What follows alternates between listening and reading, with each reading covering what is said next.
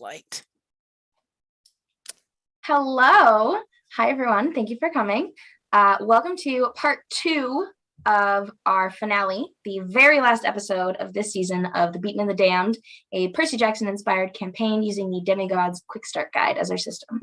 My name is Kelsey. My pronouns are she, they, and I'm the communications director for TTRPG, the lovely Twitch channel you see us on right now. Special announcement, happy Pride, everyone. It was not intentional, but I think it is very appropriate that we are kicking off Pride Month with Percy Jackson themed adventures. In terms of housekeeping, this might be the final episode of our show, but don't worry, this Saturday at 11 Pacific, 2 p.m. Eastern, the second episode of The Contaminated is going to be on this channel, and that is a game run by our lovely friend Morshadi with an all Latinx cast where the players are angel hunters. Next Wednesday at 6 p.m. Pacific, 9 Eastern, 1 week from today, we are going to be streaming the next one-shot in our Game Designer Showcase series, Romance on the High Seas, using Scholastic Dragon's Matelotage? Is that how that's? Matelotage. A queer storytelling game where our cast of pirates will traverse the turbulent seas of romance. So that's going to be really fun. And I believe that is all of my housekeeping. So, as fate would have it, I am also your herald for this evening, otherwise known as the GM or the Game Master. And I have a wonderful cast of players and characters here with me. And we are all giant nerds who love the Percy Jackson series. And this is definitely just an excuse for us to live out our fantasies of being campers at Camp Half-Blood. So we're going to go around and introduce everyone. So please tell us your name, pronouns, character's name, their godly heritage, if applicable, and your playbook. And then we will pick up right where we left off. So let's start with Finn. All right, guys. Hi, hello. I'm Vin at VinVoxVA on Twitter, and I'll be playing your favorite, your darling, innocent, never done a darn thing in their lives, Rascal, Child of Hermes, the Trickster. Wonderful. Never done anything wrong ever. Absolutely not. Next, we have Milan. Hello, I'm Milan. Allstone's Mallard on the internet. I will be playing Viren, who uses he/they pronouns, which will be using the Verdant playbook because they are not a demigod. They are a child of a dryad. And Morgan. I wasn't expecting to go next. I'm Morgan, aka Magimatrix. I'm playing Althea Cooper, and she is a elemental playbook and a daughter of Poseidon. And last but certainly not least, we have Joel. Hi, I'm Joel. I use they them pronouns, but my character is Solar Diaz, who uses he/they pronouns. They are a child of Apollo, who uses the arcane playbook. Wonderful. So now that I have stalled enough and kept my cast waiting, we're going to get back into it. We last left our heroes standing on the edge of a pit, trying to find a way to save their friends, themselves, and the world. Solar has already jumped. Connor has fallen. Rascal hangs onto the cliff by its fingertips. Viren goes to entrap Theo, Madeline, and Puri in thick vines, but they are faster by mere seconds. And Puri presses their hands against the rocks, and you feel the ground rumble. Something shifts deep within the earth, and pockets of the ground melt away beneath you, leaving you to fall and fall and fall, with nothing to hold on to except the acrid smell of the hot air rushing past your ears. And you're falling through the air for several minutes. Between the darkness and the sound of blood pumping in your ears, it is hard to make much out on the way down. You get a vague sense of passing by several layers of the Earth's crust and a few of the falling figures. It's hard to tell who's who, but you can see vague figures falling around you. And Solar, you are on your horse. So what are you doing with your horse? Well, your flying horse. I am a ball of flaming light right now, which is pretty cool. So I want to do two things that I don't know if I can do in conjunction, but I'll let you decide. Okay. So I want to catch Connor, first Okay. of all. And then I also want to try and casting a spell to help everybody not fall quite as fast. Okay. I am going to have you roll to act under pressure to see if you can grab hold of Connor. And then the second, I'm going to say no to because there's something else that slows your fall. So we'll get to that in a moment. Spoilers. I have a -2 to metal, guys. This is gonna be great.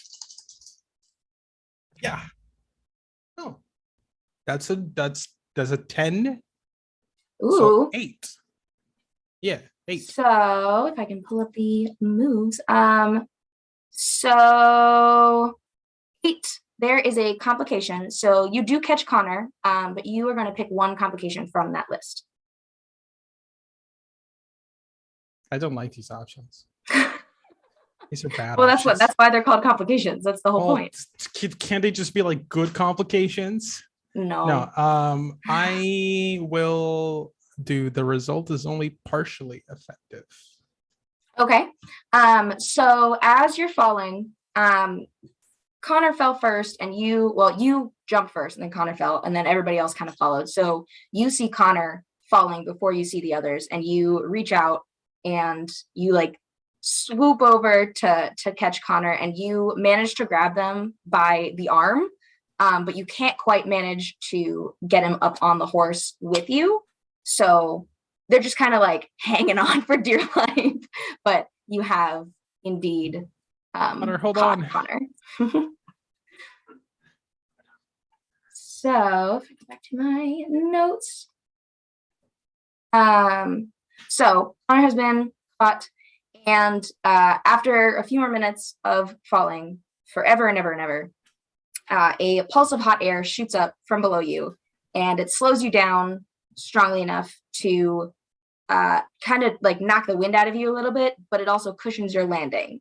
And when you fall, the ground around you is dry and cracked like a desert in the Southwest. And you take a moment to get your bearings, dust off the fall, and you can see the others getting up from the ground. Both Melly and Noah and Connor at this point seem to have shed the ties on their wrists, so they are no longer their hands are free now. And you also see Melly retracting a large thorn back into their arm, and Noah seems to have produced a dagger out of thin air. Several yards away, you can see a patch of the earth. Well, not the earth anymore. You can see a patch of the ground of Tartarus, probably 10 feet wide, where lightning and shadow ride across the opening, forming a grid. And the thick black fog that always seems to make bad things worse is spilling up from the opening, reaching toward you slowly. And Theo, now standing, turns to his companions and says, "Get the dagger." And Madeline nods, and lightning spirals up and around her arms, painfully bright against the very dim lighting in the pit of Tartarus. And she strikes out at you. And so everyone is going to do a modified act under pressure roll to see if you can move out of the way. So you are going to roll 2d6 plus metal, and then just tell me if you get above a 6 or below a 6. Do I get something extra for being on my horse? Yes, I'm going to say that you don't have to roll for that because you are not on the ground where she's aiming at the others. Okay, Viren got a 9.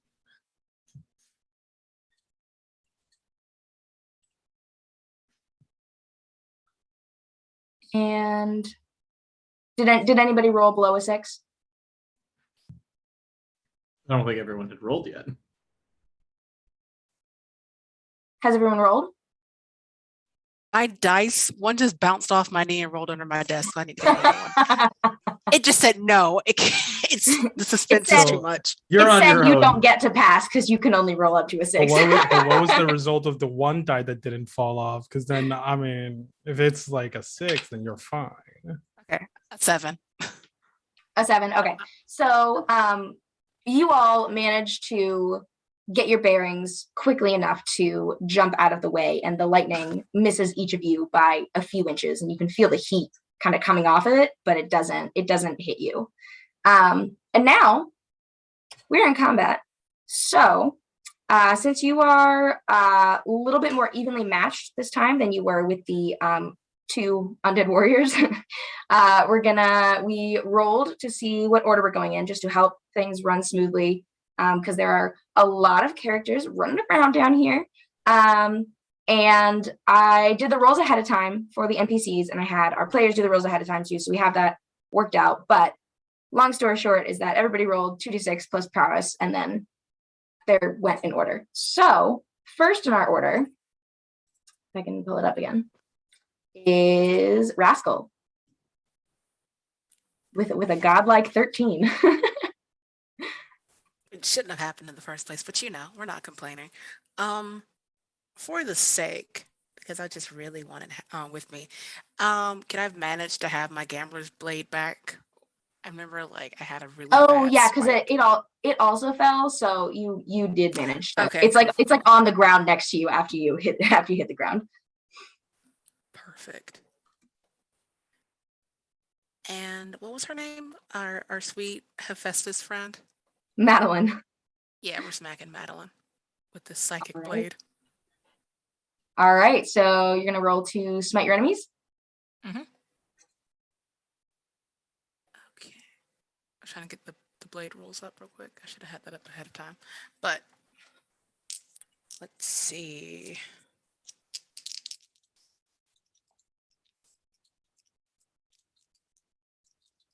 Money, no whammies.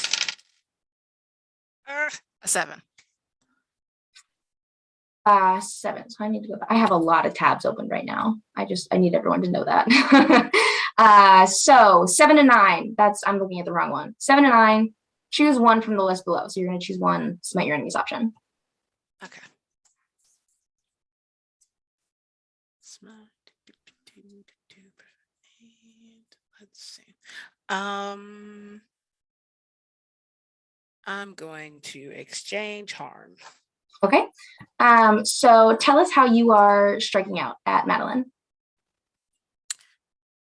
Since it's no hold bars at this point, everybody's a little spicy, a little angry. It's just get up and charge, and just a nice vertical cut, just a slice. Okay. And with your gambler's blade, also go ahead and roll 1d6 and tell me evens or odds. Okay. It's a 6. All right. It's a 6. So okay. Mm-hmm. So on evens, the target takes this psych damage, which means I am going to roll 2d6 plus metal for Madeline to see how she handles this. Oh, I have so many tabs up. I have like 12 tabs up right now. And I know for a lot of you that doesn't sound like a lot, but it's a lot. Okay, so you strike out and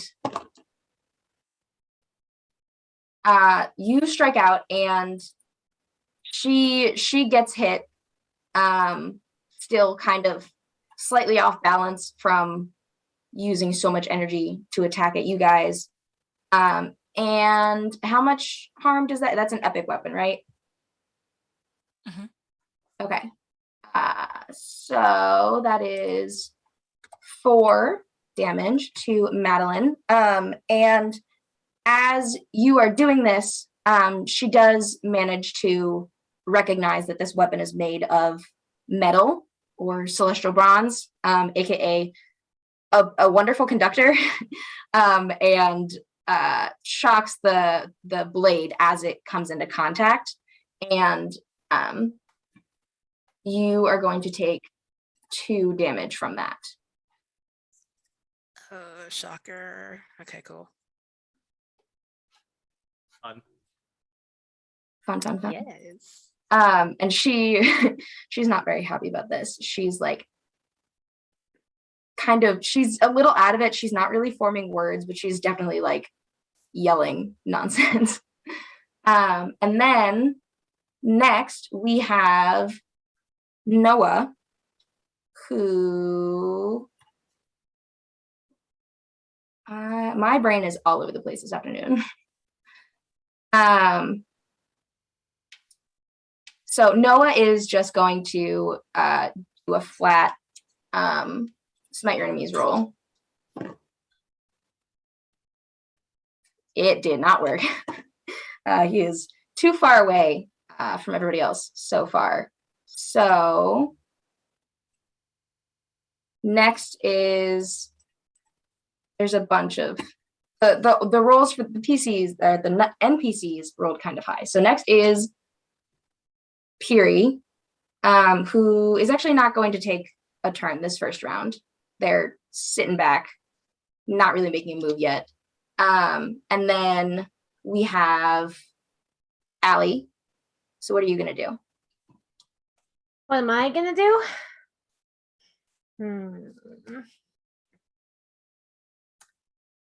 Hold on, let me look at my items real quick because we got those special ones last session. Yeah, you did. Yep. Scroll down. Just remind myself. I know somebody took the bottled wrath. Was that you? Yes. Nice. So you could drink that on your turn if you wanted to. Yeah, that's what I'm debating. I don't know how much it's going to. There are so many tabs open on my computer.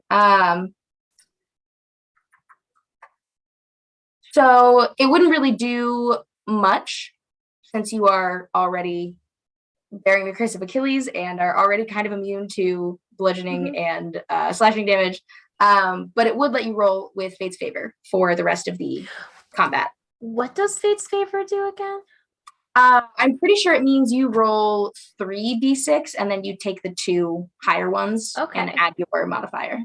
I'll grab an extra one out just in case. I don't think I'm going to drink it yet. Okay. But, and we're like, where are we? Did we fall down too, or are we still above? Yeah, everybody fell. Okay. Because Piri tore the earth apart for funsies. Okay. Gonna charge in. Wonderful. I want to go.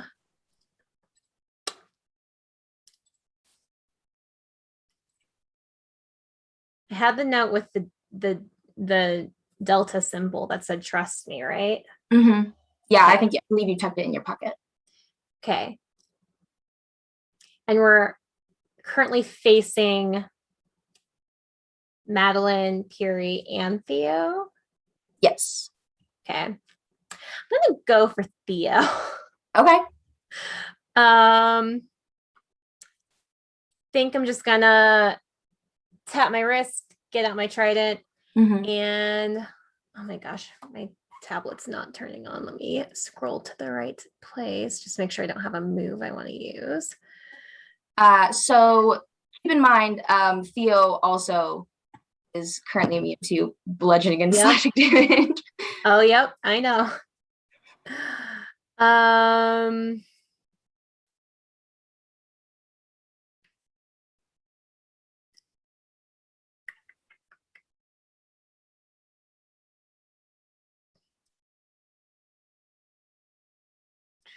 I'm sorry I'm taking so long. I just want to remember what I have. Okay, I'm gonna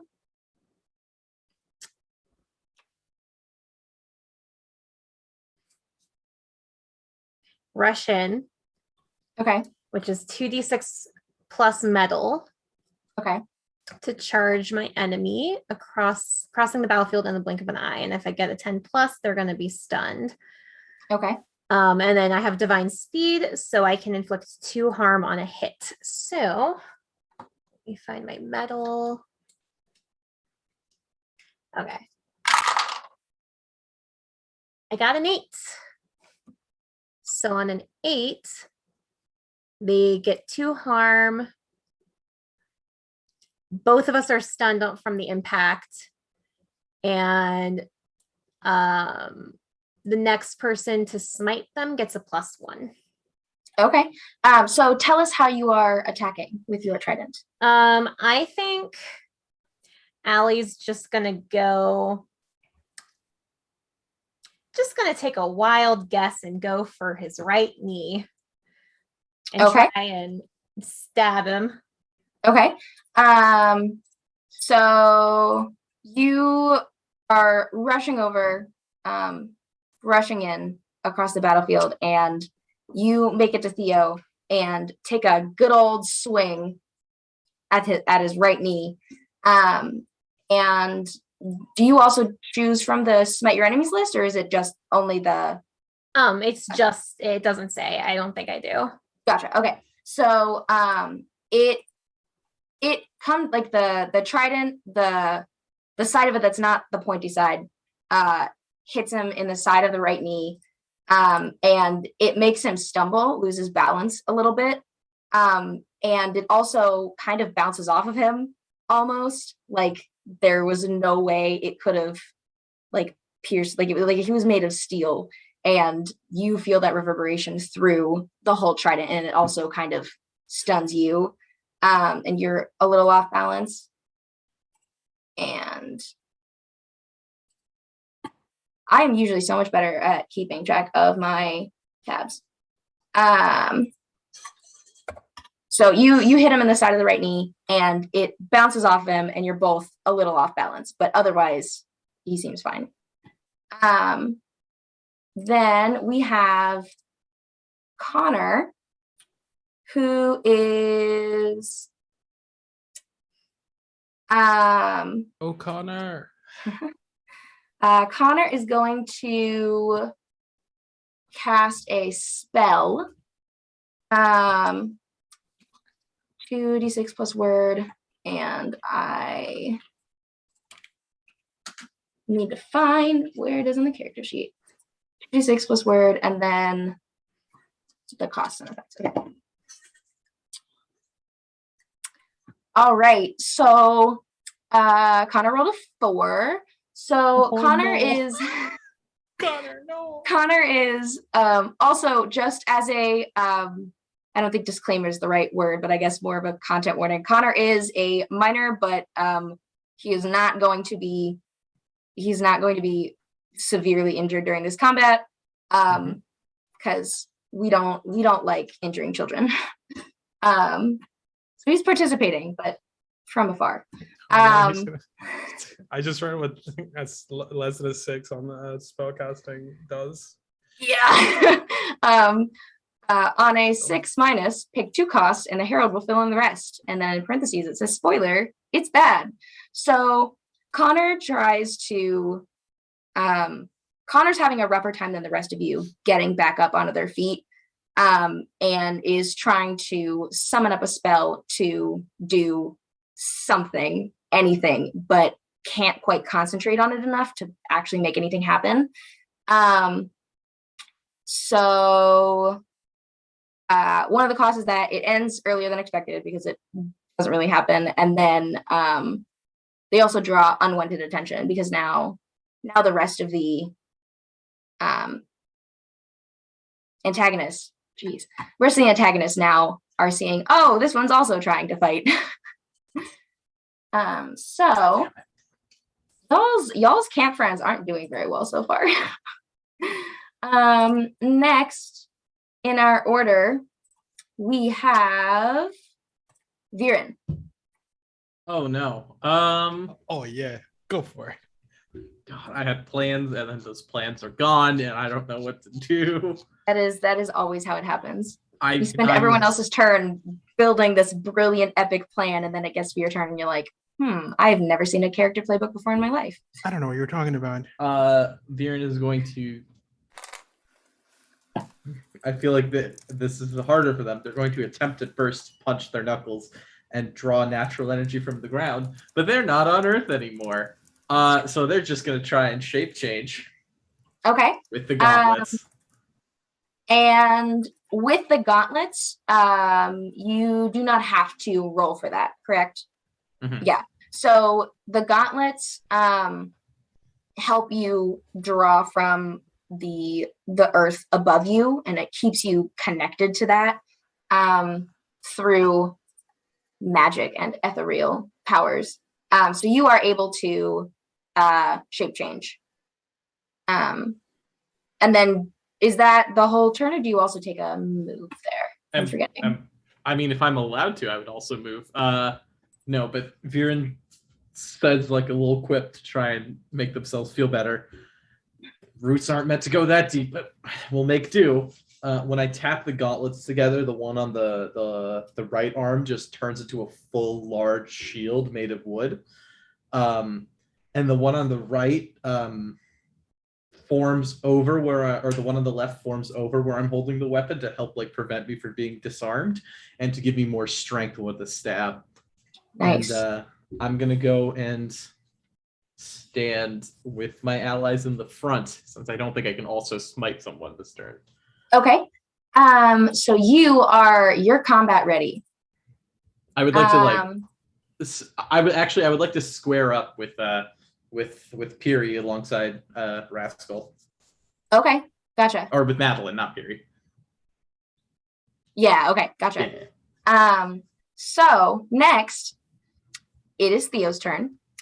And Theo has just been attacked by Allie. So I have a whole list of moves here. Right. So here's the thing about Theo. None of you really know what his powers are. So when you see Theo get into it, he's like ready to fight back. He is recovered from the slight stumble, and his eyes start to glow just a little bit. And he says, my mother didn't give me beauty or charm speak like the rest of my siblings. She didn't bless me with those skills. She gave me, instead, her anger and her revenge and the rage of 100 wars that she does not get credit for. I am Aphrodite's wrath made human. And he is going to roll to smite your enemies at Allie. And isn't going to use a move from his playbook yet. So that is 2d6 plus prowess, which is okay. Okay, so he gets to choose one from the list, and he is going to exchange harm. So his eyes glow more after he has said this to you all, and there's a light that shimmers up around his hands, and he like brings it in and casts it back out at you, and you are hit with a wave of energy that you can't quite place yet. And because it is a magic attack, then also because you have the Curse of Achilles, instead of doing the regular amount of damage that a magic attack would take, you are only going to take one. Actually, I have this written down somewhere. I have a whole little cute little mechanics thing for Theo's powers.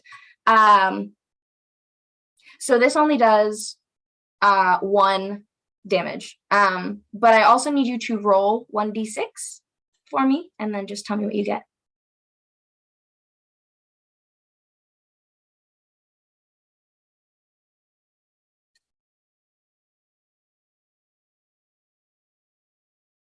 Would I can't hear you. 2. You got a 2? Okay, awesome. So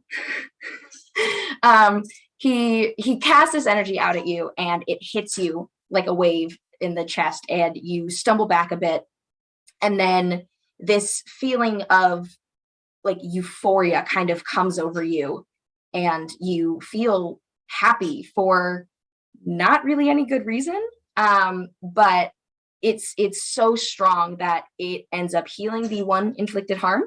So you did not actually end up taking harm from that. Well, you did, and then you didn't.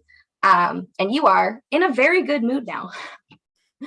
And now I have not once hit the right tab that I meant to the first time. Next, we have Millie, who is indeed going to use a move from their playbook. Melly, sorry, not Millie. I spelled it wrong in my notes. Melly, I'll let you all know, Melly has the Verdant playbook as well, and has the move Ferocious. So fighting up close is a serious mistake. And as Melly prepares to strike, you see a bunch of thorns, like dark green thorns, grow out of their arms. And each of their nails grows into dark green thorns, like the thorns on a rose. And they attack Madeline, because Madeline is closest. And I'm going to roll for that. Okay. So Melly rolled a 12. Oh, hell yeah. So Melly's going to choose 3. Melly's going to exchange harm, which, because Melly also has a scythe. Melly fights with an agricultural scythe. That is an epic weapon. Melly's attack does 5 harm instead of just 4, because of Ferocious. So that damage is being taken, and I need to find the right line. Here it is. Okay. So Madeline gets scraped to all hell across the face and arms, and is kind of reeling from that, and still manage, like with this electricity just pulsing around her, that you kind of start to get a sense that she borderline can't control at the moment. That when Melly connects with that, Melly also takes some damage. And now it is our friendly neighborhood Child of Apollo's turn. Solar, what are you doing? What are you up to? That's a good question. You are flying around. And I am on my horse in the air. Oh, I forgot you're still holding Connor. So I would probably like hoist him onto the. I was about to say, we can just retcon and say that Connor didn't take a turn because it didn't do anything anyway. That's fine. Or maybe I just dropped it, like got on the ground just to put him down and then took off again. Okay, that makes sense. Fine. So nobody looks like super hurt right now from the people that I care about, correct? Correct. Okay. Yeah. I believe because the rest of the players are still all right, right? Okay. Cool. Okay, in that case, I'm gonna do something a little bit weird, but very much a Solar thing. This is something that I have had since the very first episode, and I haven't used it. I'm going to use the voice to attempt to sway someone. Okay. But who are you attempting to sway? I am going to try to sway Madeline. Okay. but this allows me to use my weird instead of my awe, Mhm. and essentially I can just, it's kind of like a mind thing. So Mhm. I'm gonna do that. Yeah. I'm just gonna, I'm going off of the freaking shit ton of damage that she just took, and just gonna be like, hey Madeline, one more round and you're down. You should stop fighting. So that's a 7 on the dice, and I have 4 weird, so that's an 11. All right. I probably should have said something cooler, but it's a panic situation. My friends are killing each what are other. you trying to convince Madeline to do as you say To this? stop fighting. Just to stop. Okay. So you shout this at Madeline, who has just taken a real significant amount of damage, and she kind of stops where she is after reeling back from Melly and looks over at you kind of confused and doesn't really say anything, but you see the lightning flicker a few times, like it's starting to go away, like she's not using it anymore, and she is very close to being convinced by this. And she I'm gonna say the mechanical result of that is that she does not take her next turn. So you have convinced her to at least pause. Can I free action just shout at everybody? Leave Madeline. I got this. But like from up there. All right. And we are now back at the top with Rascal. Rascal, I believe you are tangling with Madeline at the moment, or you were. Are you going You're to? right. Yeah, are you going to abide by Solar's suggestion? I mean, does Madeline look like they're relenting, or? Yeah. So you, when Solar shouts at her, you see her like kind of pause where she is and like reel back from both you and Melly a little bit, and she looks over at Solar and like has this kind of confused look on her face, like she's not, like why did she feel compelled to pay attention to that? And you see the lightning start to flicker on and off just a little bit. So I guess Rascal is gonna stop mid parlay and give her a very solid look. We can stop this. Like, legit. And as much as I love ripping people's skin off with a blade, we can legit just stop. And I would like to use fake news. All right. You're outright lying to her right now. Oh, it says when telling half truth. So half truths and outright lies. So this is a half truth. Gotcha. Half truth. So yeah, go ahead and roll to sway someone and take a +1. Oh, and you also have the silver tongue. So you're gonna roll with fate's favor instead of that +1. I have fate's favor and all plus true. We've had a hydrate redeemed. Gladly. Oh, big money, no whammies. That is a 10. 10. All right. So on a 10 plus, they accept your reasonable argument at no cost. So you say this to her, and her attention goes from Solar back to you. And you can see, since you're up a lot closer, you see this kind of wild look in her eyes, like she is not fully in control of herself. And the lightning flickers off a little bit more consistently, and she starts to look around at the battle and like kind of questioning why she's there and what they're doing. And she is not going to fight back when she is attacked she'll defend if she's attacked, but she's not going to take attacks for the rest of this battle. Nice. Well, we actually solved something without violence. I didn't know that was possible. right at the finale. That's the power of Right? friendship. I wasn't gonna give up friendship. everybody. The power I of knew we friendship, could. indeed. All right, One down, so 2 more to go. Let's go.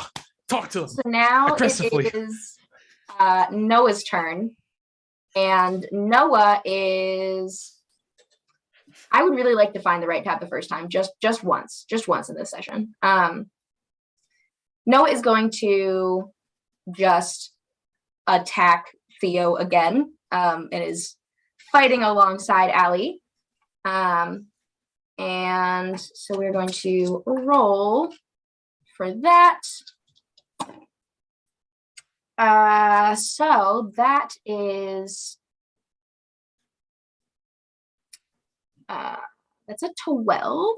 So Noah gets to choose 3. And Noah is going to make an opening and take something from your enemy and also exchange harm. So Noah strikes out with the dagger that he has produced seemingly out of nowhere. Likely a fun magical item like you all have.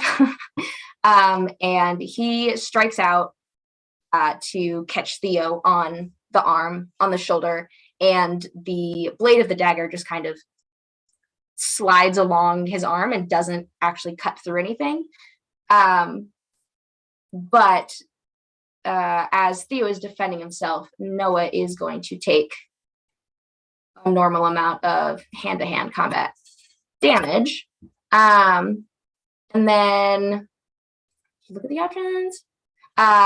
In doing so, when he strikes out, he is taking Theo's attention back to him instead of onto Allie. So, Allie, you get +1 to your next move against Theo if you're still fighting Theo next time. And then also take something from your enemy. When he does this, he strikes on the arm, and while Theo is distracted, reaches across for the other hand and takes part of the sword, like grabs onto the sword, and can't get it fully out of Theo's grasp, but Theo can't really use the sword right now. So that was Noah's turn. And just where you said that they exchanged harm, right? Yes. Where did Noah hit Theo? On the arm. On the arm. Okay. I do not have a silhouette of a man, and I'm coloring the areas where we hit in red. Checking off a list of what not to hit again. I am not doing that at all. Just clarify. Next we have Madeline, but Madeline is not going to be here. It was like on the outside of the arm. On the outside there. Perfect. Madeline is not going to actively take a turn because she's like looking around real wide-eyed, not really sure what's going on. And then Kiri is going to take a turn, and Viren, you said you were squaring off with Madeline at this point, right? Yeah, I went to stand aside Rascal, but then 6 harm was done to a person, so yeah. So Kiri is pretty nearby you. You all haven't spread out that much, and Kiri is going to roll to sway someone. So that is 2d6 plus awe.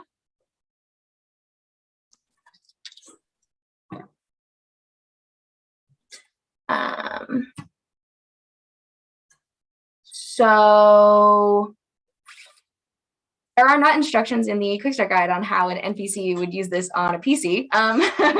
So it does say how that would affect a different player, or for a member of your weave. Right, so. But that's about like gaining experience.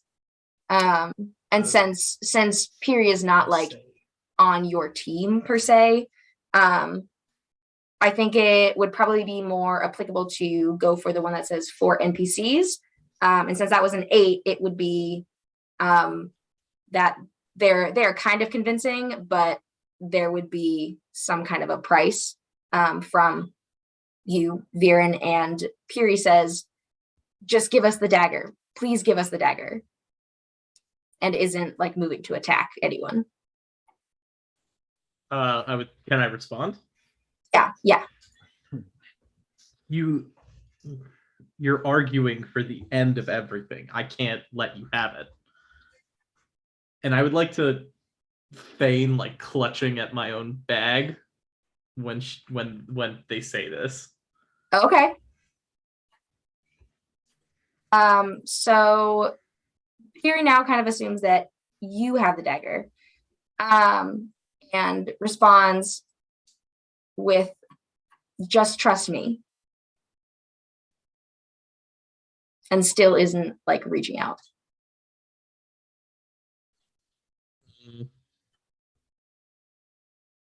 I mean, I don't say anything else. Okay. So that was Piri's turn, and it is now Connor's turn again. So Connor is going to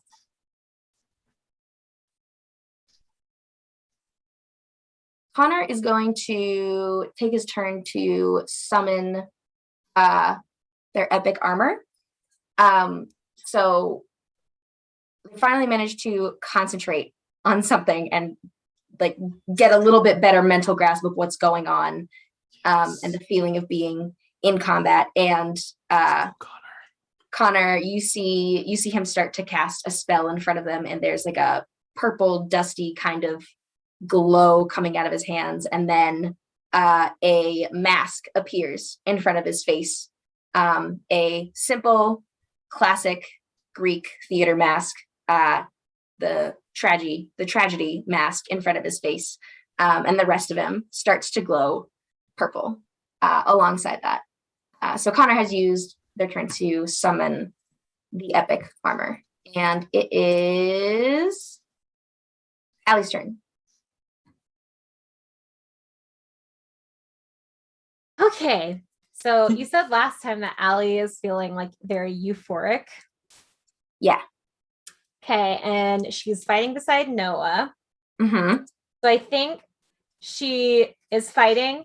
She turns to him and goes, remind me to kiss you after this. And then she closes her eyes and says a quick prayer to whatever gods will hear her, and just randomly thrusts her trident, hoping to hit a spot that will actually hurt Theo. Okay. Noah doesn't really have a response for that right this second. He's a little bit like, what the fuck? And where are you aiming? Nor if it were somebody without a specific vulnerable spot, I would not be picky about this. True. But I want to make sure that I want to know where you are intending to hit as you roll to smite your enemy. I would like to know also, for no reason whatsoever. I think Allie is going to try and get behind him and hit like upper thigh. Okay, like across the back of the leg. Yeah. Okay. And go ahead and roll to smite your enemies.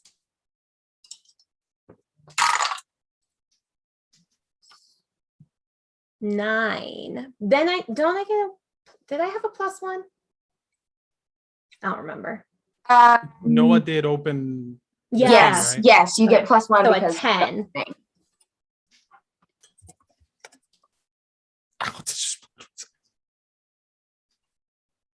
That's a 10. 10. So you are going to choose 3 from the list below, or disarm your enemy. Okay, let's see. I want to. And just in terms of disarming, he and Noah are still like both tugging on the hilt of the sword.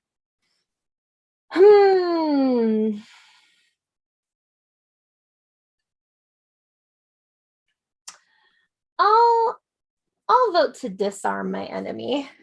Okay. So how are you doing this? I think Allie like shoves the trident, like tries to hit the back of his legs. Mhm. And I think he like notices this and kind of turns to try and like, Mhm. even though he is like probably like immortal there too, like, or invulnerable, like reflexively, like doesn't want to get hit. And so like turns, and when he does, I think like the loop, one of the little curves of her trident, like catches his wrist, and she twists it and makes him let go of the sword. Okay. So when you make impact on the back of his leg, it doesn't cut through, doesn't draw blood, but the force of it does like make that knee buckle a little bit. And as that happens, he is turning back and trying to like that reflexive defend yourself kind of thing from a master swordsman. And as he does that, you manage to hook one of the loopies of your trident on his wrist and shove it away, and he lets go of the sword. So now Noah has Theo's sword. And is that all you want to do with your turn? Just the disarm? Okay. Yes. Okay. Do you hit him in the back of the thigh, by the way, right? Okay. And now it is Viren's turn. I would like to speak. Okay. There's not. No, that's not what I want to do. I want to pierce the veil. Ooh, okay. All right. I don't think we've used that one yet, or like not like intentionally used that one. Okay, let's see. I definitely have moves for this. No, that's only about tracking and finding people. Unless they count as local wildlife. They don't, none of you belong there, so it's not local wildlife. Okay. Doubles. Okay, so that's 10 plus 1 because I'm using just judgment. Yeah. So 11. Yes, plus judgment. Hold on, I'm writing down the combat order in our green room chat, so y'all also have that. So 11 on Pierce the Veil. You can ask 3 questions. I want to look at Piri. This is the closest Okay. I have to an insight check. Okay. What happened to this person recently? Okay. What are the other 2 questions that you want to ask?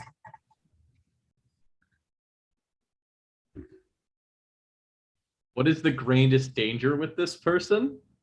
Okay. Good questions. And how can I get this person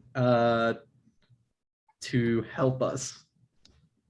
There's some really good questions right there. So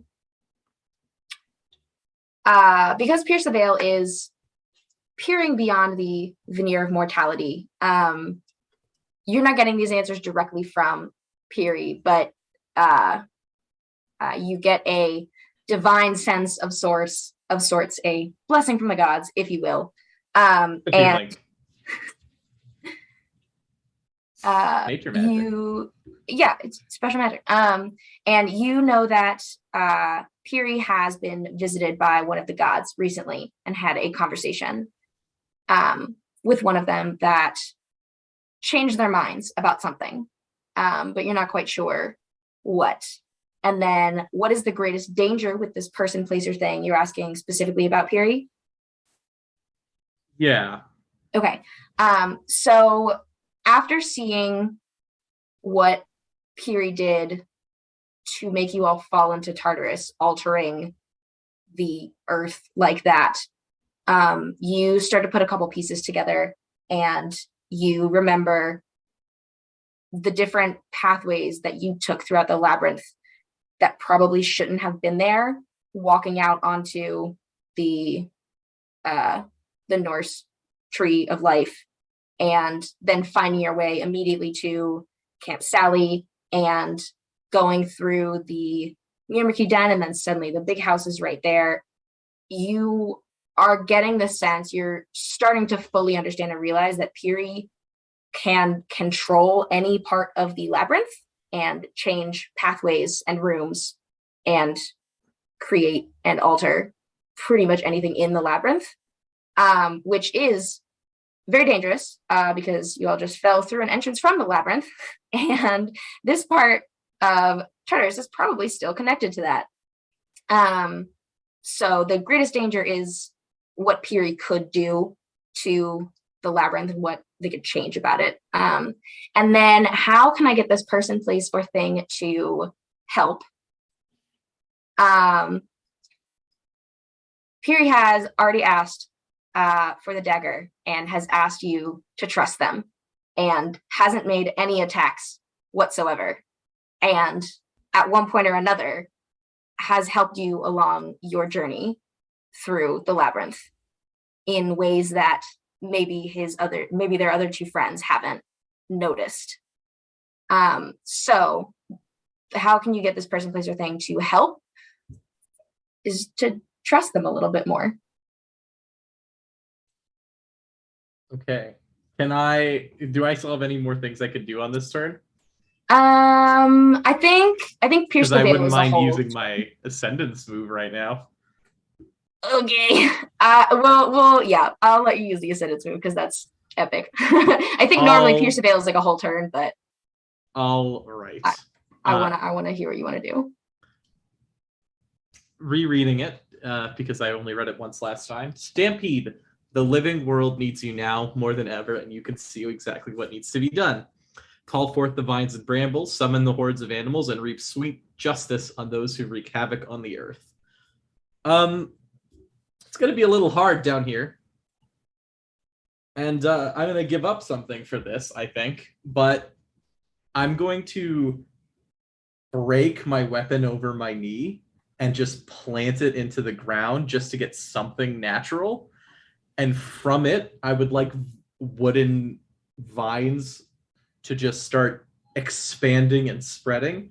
And I would like them, because Madeline has not like moved it a bit, I would like them to just subtly become restraints there. But Okay. against Theo, I would like them to grow and wrap around and just like wrap around all of the joints and just restrict into one singular place. Okay. If possible. And are you aiming any of this toward Piri? I am specifically not. Okay. For Piri, I would like if it's still possible to do more with this. I mean, it's an Ascendance move, so. I would like some of the wood to go and lift Piri up next to Solar. Okay, so you have come to some kind of divine realization about what needs to be done and how you can fix this.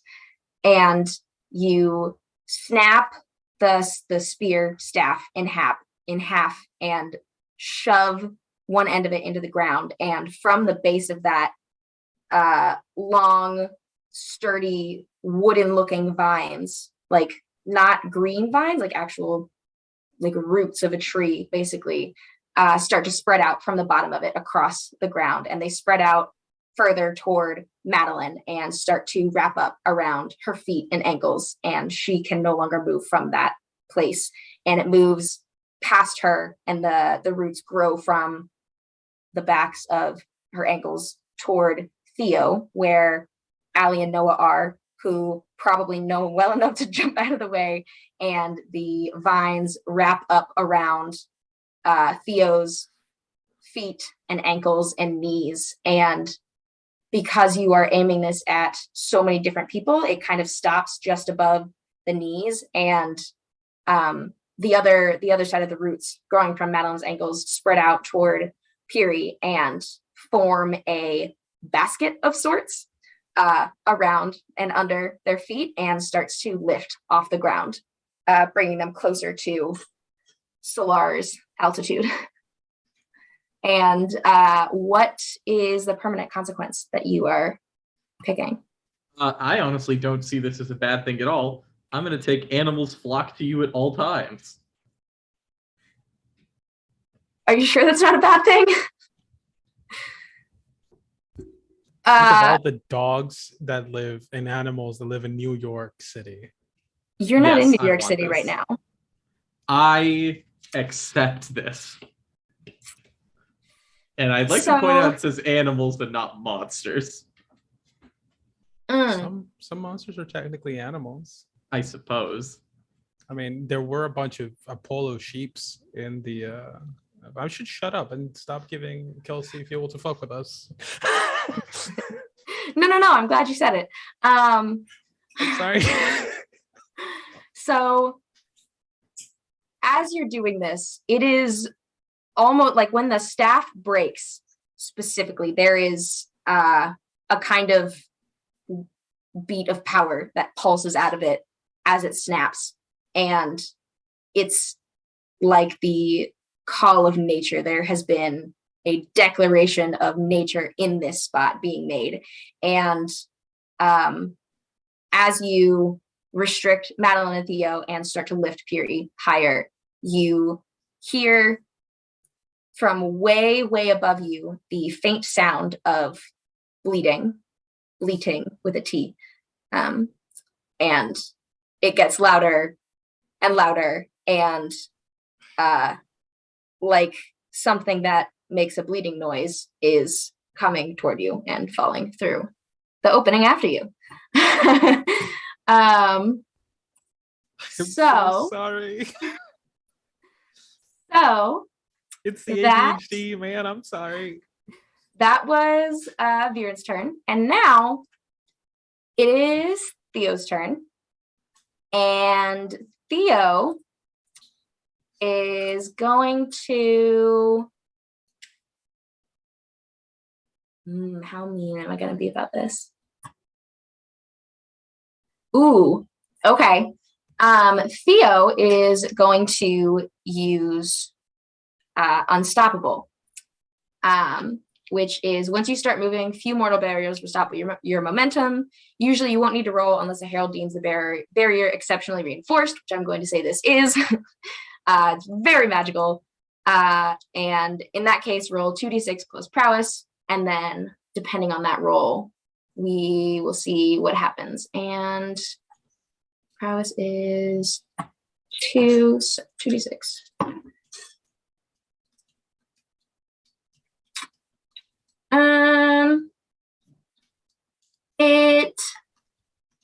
It doesn't work very well. You see Theo get frustrated very quickly that these vines are coming up and tries to like rip them off of his legs and pull at them. And you see this like divine white essence coming off of his arms as he tries to pull harder and harder on the vines. And they're not coming off, but they're also not growing up any further. So that was Theo's move. And now it is Melly's turn. And Melly has sensed that Madeline is not fighting back.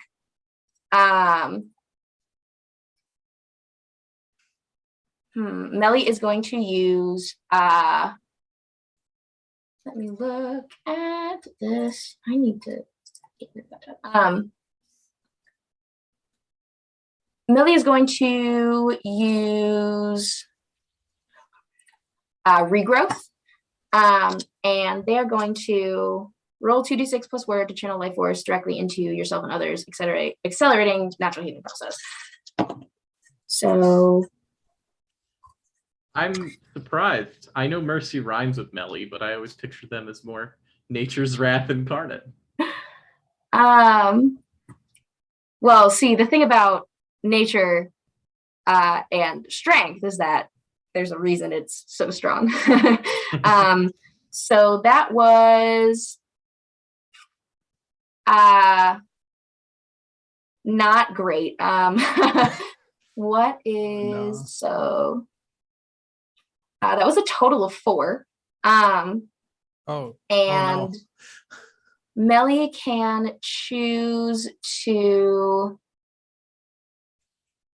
How are Viren? Have you taken any harm yet? Specifically, I haven't actually. You haven't. Okay. I haven't fought anyone yet. Yeah.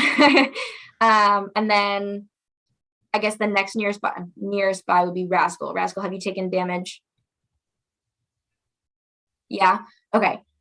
So since you are closest, Millie's going to use regrowth, and they choose to take 1 harm and heal one other person for 2 harm.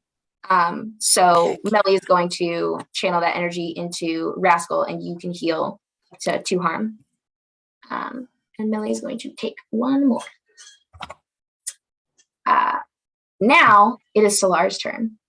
All right. So from where I'm, I guess, flying, right? Mm-hmm. There is a very fastly approaching what I think is an antagonist. Well, it is one of the antagonists. Well, yeah, because I don't know about the note, and I don't know what they talked about. I mean, I feel like it's obvious that Viren lifted them up to you, But though. also, Yeah, it is very clear that Piri is rising on, like, essentially a tree that is growing out of the deepest, darkest pits of divine hell. Like, what if you got instead mind of like control? No. What I am gonna do, because it's the fucking coolest thing I can do right now. I'm going to use the Band of Prophecy to see if the course of action we are on is the one where the least blood is spilled. All right. So it's not up Yeah. to me. It's based on everybody else's yeah, decision. what's currently happening. So- So the wearer can take 1 turn to concentrate on vision from the ring. You'll see what will happen in the next 2 to 4 turns based on decisions that have already been made. And you cannot be attacked while you are seeing this vision. So tell us how you concentrate and call on this vision. I'll put my hand on Yamas's mane and like interlock my fingers with it. Just feel the warmth and reach out for Apollos' wisdom to come to me. And since it's a ring, it'll be the hand where I have the ring too, So you reach and grab hold of Yama's mane, and the ring, you can feel it start to glow hot from the fire, but not like burning hot, like a divine heat kind of presence. And the world around you goes dark, and you see it appear again in front of your eyes.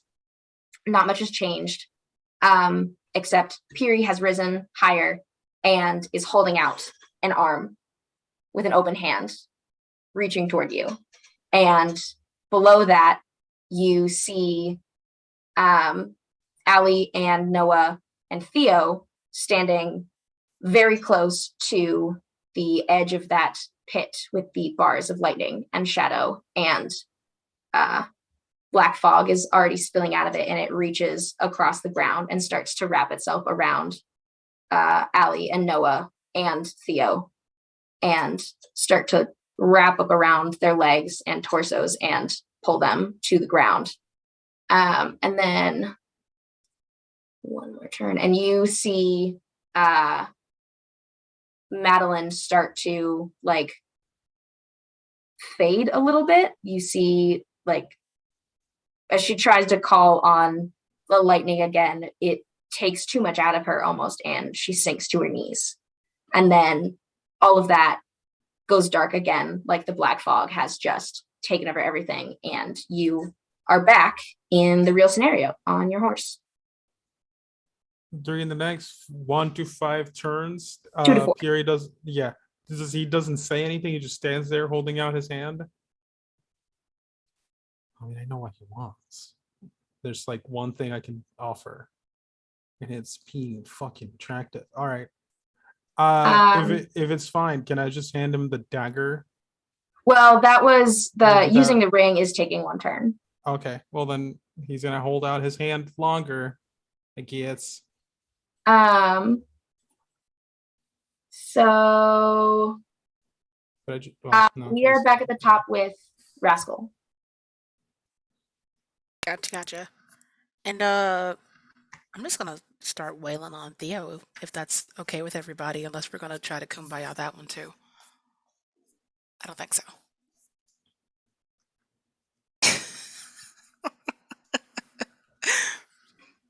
I mean, they're restrained. It's probably going to be easy. Well, But yeah. An easy target, not necessarily an easy hit. Yeah. Bear in mind, so far we we've have tried. hit him in the back of the thigh. Thank you. On the right knee, and on the right arm, right there. All right. So plenty of real estate. I'm remembering. I don't have this written down or anything. I think I'm in like a silly, goofy mood, and well, we both are. This muse is fun. Rascal's gonna try and vampire this shit and stab him right in the heart. Okay. Go ahead and roll to smite your enemies. All right. Also, I forgot I had to move rush in, so I keep losing dice tonight. Oh my god.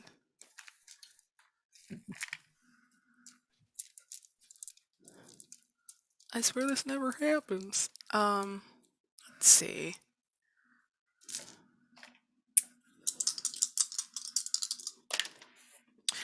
Oh, okay, that's a 9.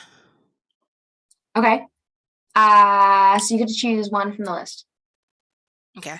Also from the Russian list on a 7 to 9, you and your enemy are stunned from the impact. Give a +1 to the next person to smite them, but it can't be me. So whoever wants to take a shot at Theo next gets a +1. And then for the gambler's sword, that's a 3. So you take the psychic. Okay. So for you, if I can ever click on the right tab for once in my life, you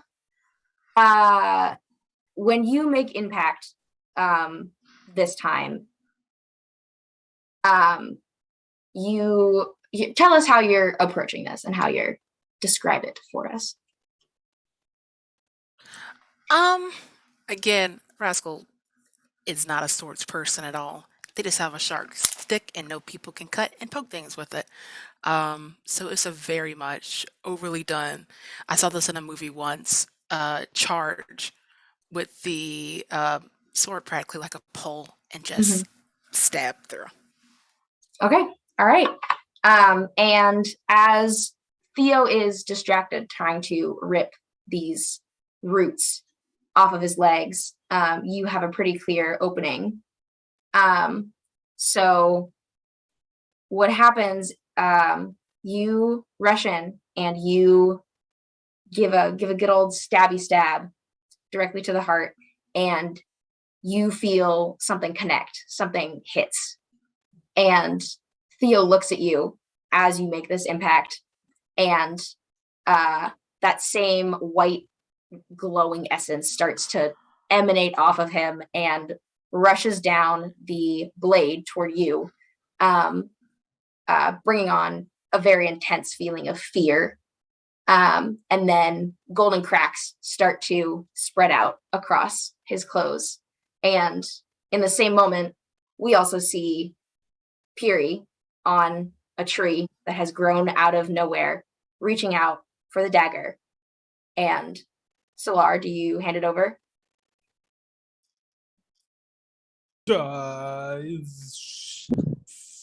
Fuck.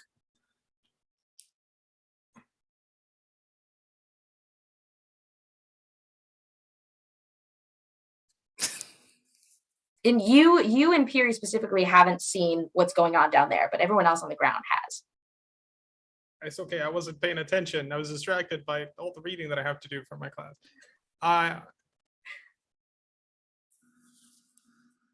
Sure. I mean,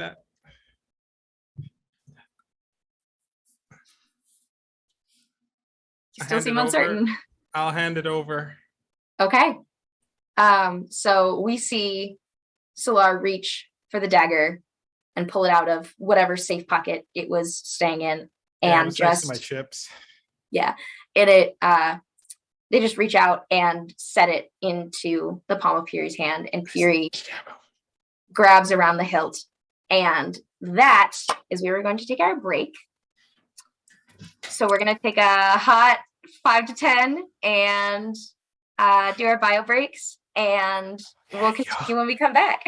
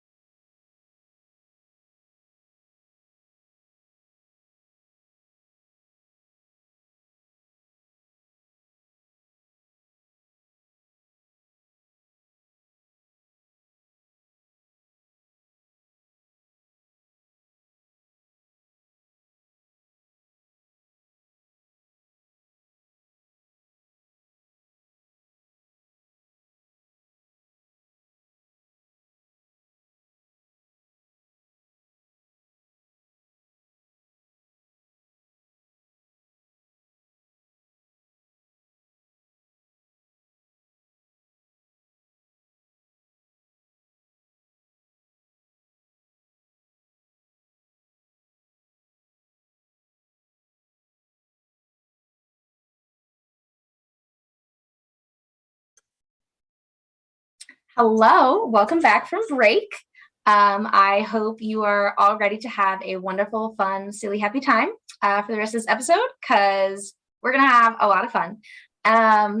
We have just left our cast of characters and our heroes in mid-battle on the floor of the pit of Tartarus, fighting for their lives and the lives of everyone else on the planet. And the last thing that happened was Vin Rascal stabbing at Theo directly into the heart, and feeling that impact and starting to see golden cracks spread out across his chest. And the last thing we saw was Solar handing over the dagger to Piri. So as Rascal, as this blade, the sword, sinks into Theo's chest and these golden cracks start to spread, he looks at you in a state of shock almost, and then immediately looks over toward the tree that Piri is standing on top of and looks over to it.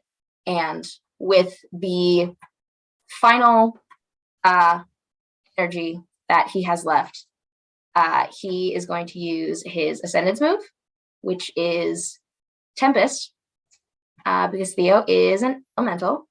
And that says, you embody your element completely. As your humanity fades into the background, you become capable of incredible feats, become the flame, bend the wind, etc.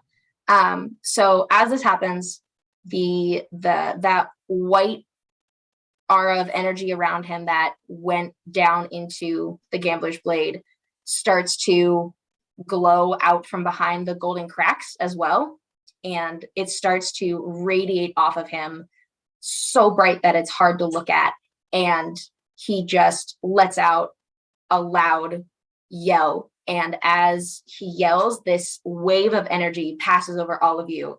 And as, yeah, Rascal? You know, Uh-oh. Oh no.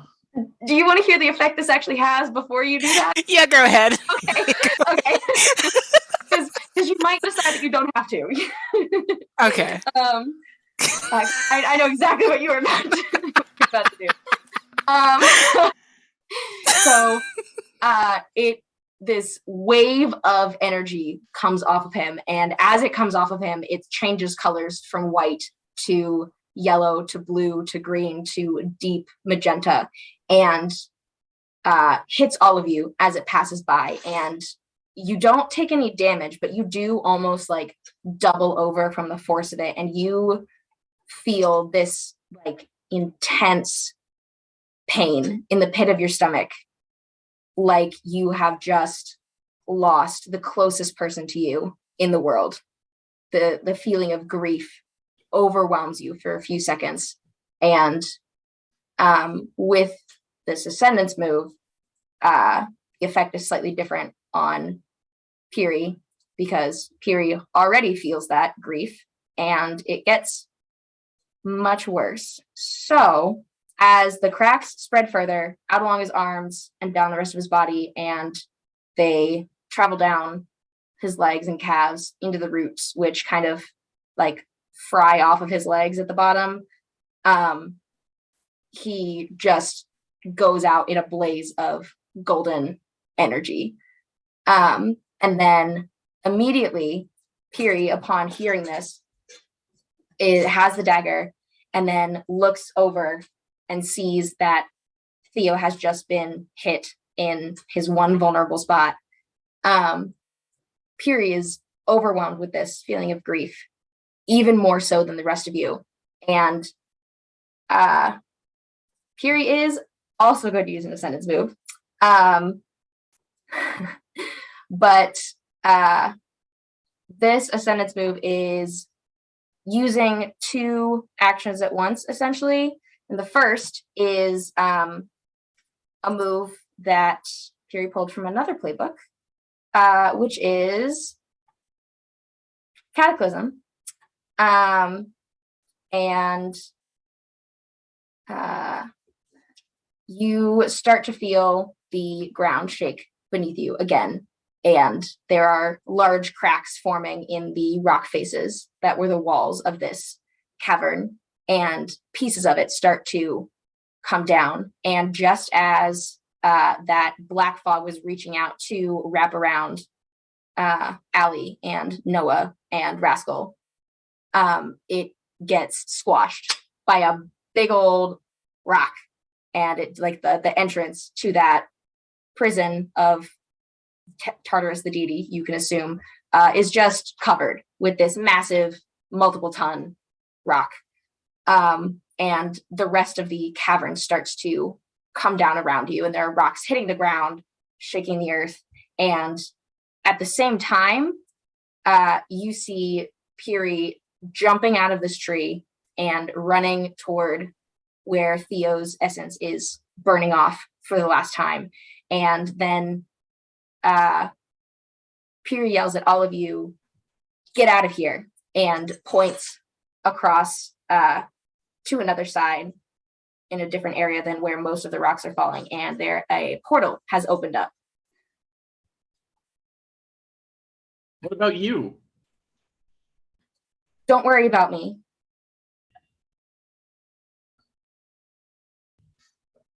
So the whole place is collapsing, right? It's what's happening. And then he opened a pathway somewhere else. Portal, So yes. Portal. Okay. Is Madeline still tied up then? Viren, is Madeline still restrained by the roots? I haven't decided. I'll just pick up the tied up Madeline and just throw it over the free shoulder. Okay. All right. In that case, I'll pick up Connor because he has short legs, and I'll just kind of nonchalantly throw him through the portal because I want to make sure that nothing happens to him. And then I'll push Yama through and try to like usher everybody and try to keep as I could try to use my magic if you let me, but like kind of keep the place from collapsing on us rather than so it falls behind, like just holding it in place or creating some kind of protective barrier to keep us. Well, I mean, depending on how fast you move, you could get out of it going through the portal. Okay. So I mean, you sure can use a move to do that, but you might not. Sure. I'll wait for everybody else then and see what happens. Okay. What's everyone else doing?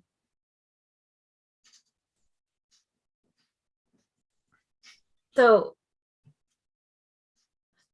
just to clarify, Piri needs to stay behind because they're holding the portal open? You can't think of any logical reason why Piri would need to stay behind. Okay. Yeah. How close am I to them? I mean, unless you moved, you only stumbled back a step or two after that wave of energy. So you're still pretty close. Yeah,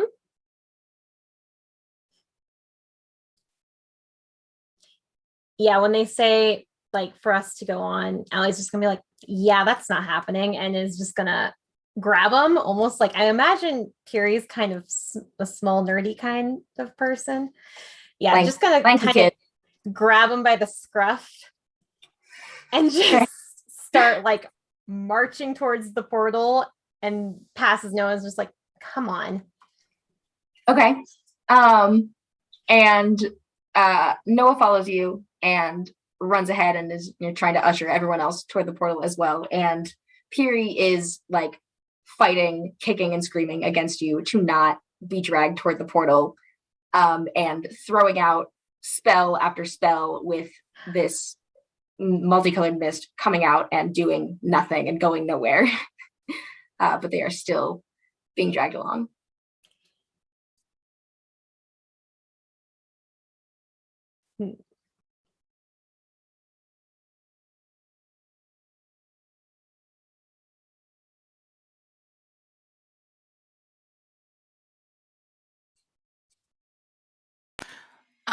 This goes without saying, Rascal's booking it. Like, portal person Okay. just gone. I'm outie. Exactly. So Solar, Noah, Connor, Rascal, Melly at this point. Viren, are you going toward the portal? You're taking Yeah, Madeline? I'm carrying Madeline, who is Okay. in no state to be running. Absolutely not. Madeline's kind of freaking out because her senses are starting to come back to her a little bit, and she sees what has happened, where Puri is like just absolutely devastated and screaming that Theo is gone, and starts to be like, what is happening, and like taking in that shock, but not really doing That much. may or may not have dazed her long enough to get the whole everything else to happen. So you may not remember what happened. I will just Maybe. say to Madeline, it's over. We could figure this out later. We need to survive first, and I'm just gonna start booking it. Okay. Am I gonna need to make a roll to carry them? No, she's not gonna fight too hard. And then Allie, what are you doing? Are you just continuing toward the portal? Yeah. Now we're in the depths of Tartarus. So I don't think I can sense any water nearby. Well, you can sense some kind of water-like thing nearby, but you can also sense that it is not normal ocean or river water, and would probably kill all of you if it touched you, because it is from one of the rivers in Tartarus. Yeah. Hold on. Is Zelly having trouble getting Pierre in here? Is that what's happening? I mean, Puri's like kicking and screaming to not be taken, but they're also not like that strong, so it's not really making much of an impact resistance wise. Oh, because I was gonna suggest maybe in a very not deadly way, just throwing a rope out and everybody pull kind of scenario. Maybe, I don't know, tie it to my horse and have the horse just walk down the alleyway a little bit. I mean, you get the sense that you would just be able to drag Puri through the portal. Okay. Like it's like they're not fighting that hard. Yeah, Okay. I think I'm just No, gonna then drag him I'll through. just- Okay. But then never mind. So Puri has the dagger in hand and is struggling against you, but you and the rest of your team managed to get everyone except Theo through this portal. It's a big swirling circle, almost like a giant mirror with like purple and black mist tumbling around in it. And one by one, you step through as the rocks are falling behind you and around you and covering that pit deeper into Tartarus. And when you step in, whole world goes purple and you feel yourself tumbling through space as one does with a portal. And then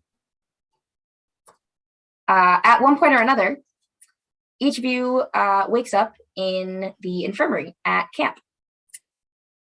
The portal that Puri sent you all through led you back to Camp Sally, where everyone who wasn't healing battle wounds was packing up camp.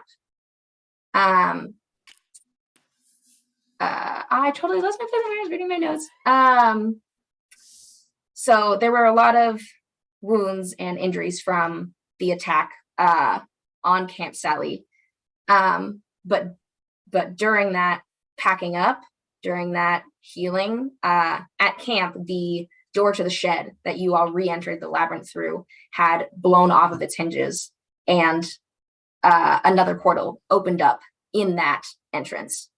And it's staying open, and everyone is packing up camp because they have sent someone over and back, and on the other side is Camp Half-Blood, restored to its former glory, all of its buildings and monuments back up right where they should be.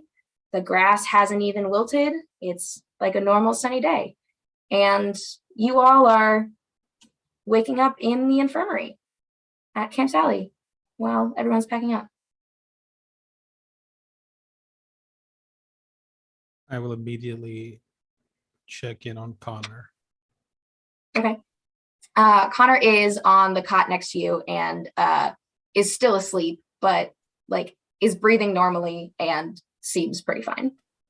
I'm just gonna very gently give him a hug but trying not to wake him.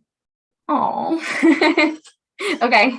And then just kind of give him a pat on the head, like softly, like big sibling-y, and then go check in on everybody. I'm going into medic mode immediately.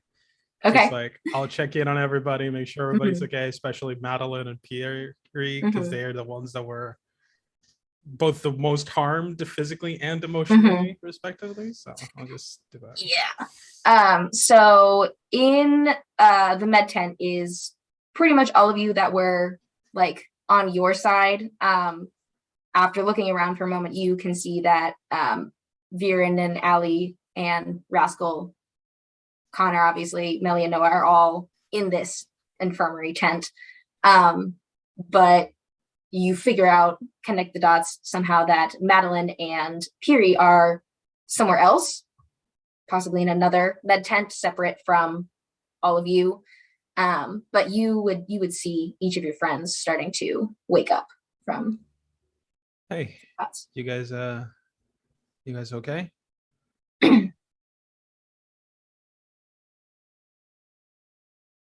As mean, okay as I've ever been. we're alive. Are If you this hurt? counts as physically, mentally, it depends on who you ask. How are you? Honestly, I am legitimately happy. That went about as good as I thought it would. Great. But also it does suck to watch Theo go like that.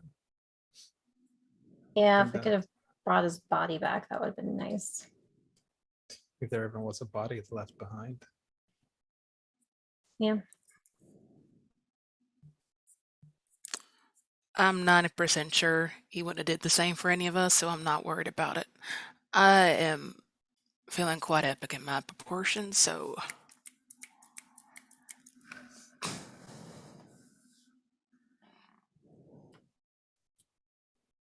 We got things to do. Well, at least I do. Yeah, I think I'm gonna have to go advocate for two particularly troublesome campers.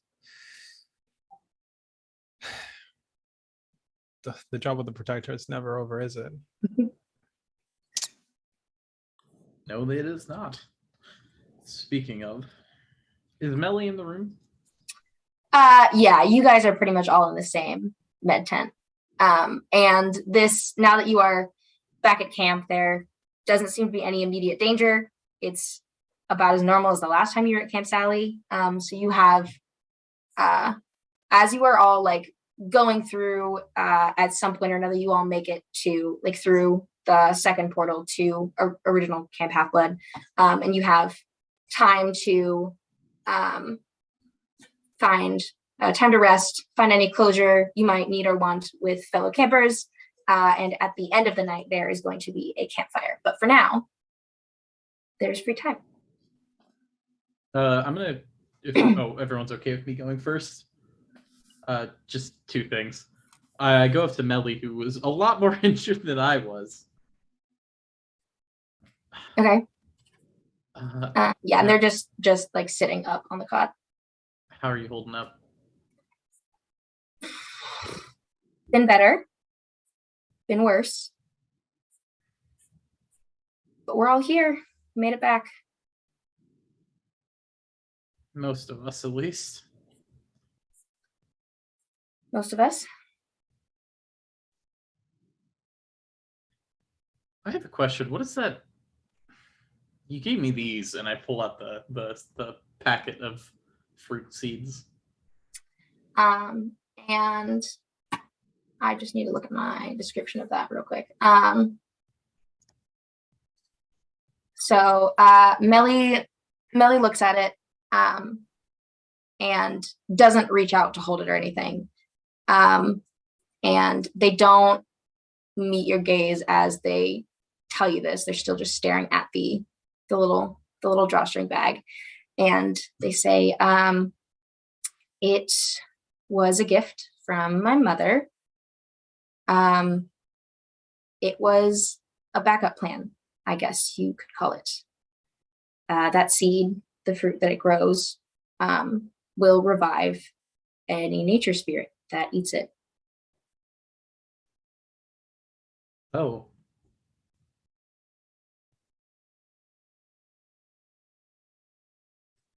Well, I'm glad I didn't need it. Me too. There's only one. Yeah. I mean, if it was going to work, I would have offered to let you eat it right now. I don't need it. I haven't seen you fight like that for a while. Yeah, well, Thea was getting on my nerves.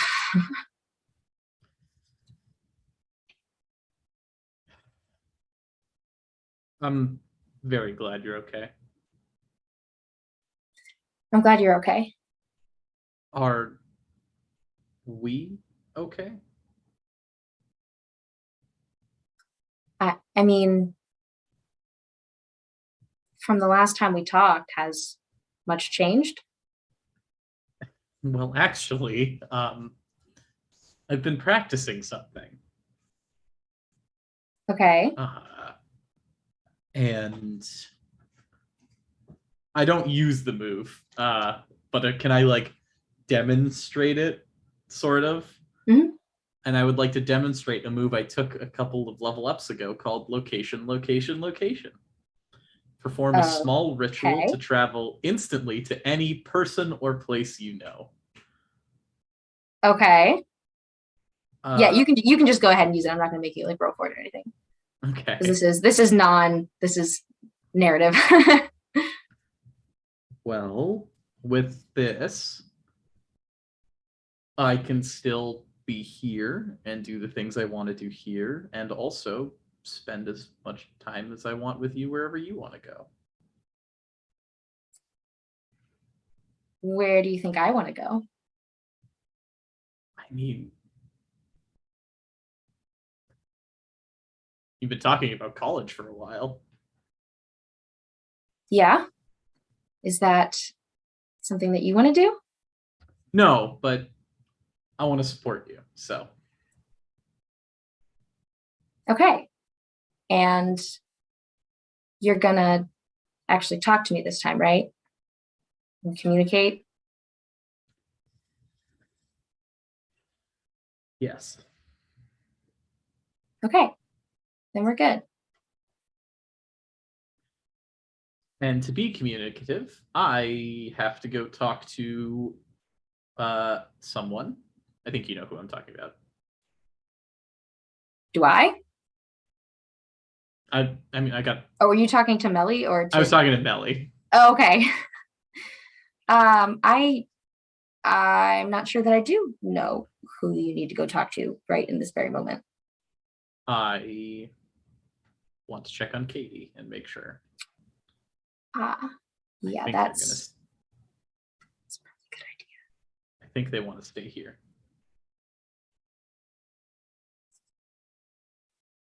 Yeah, maybe.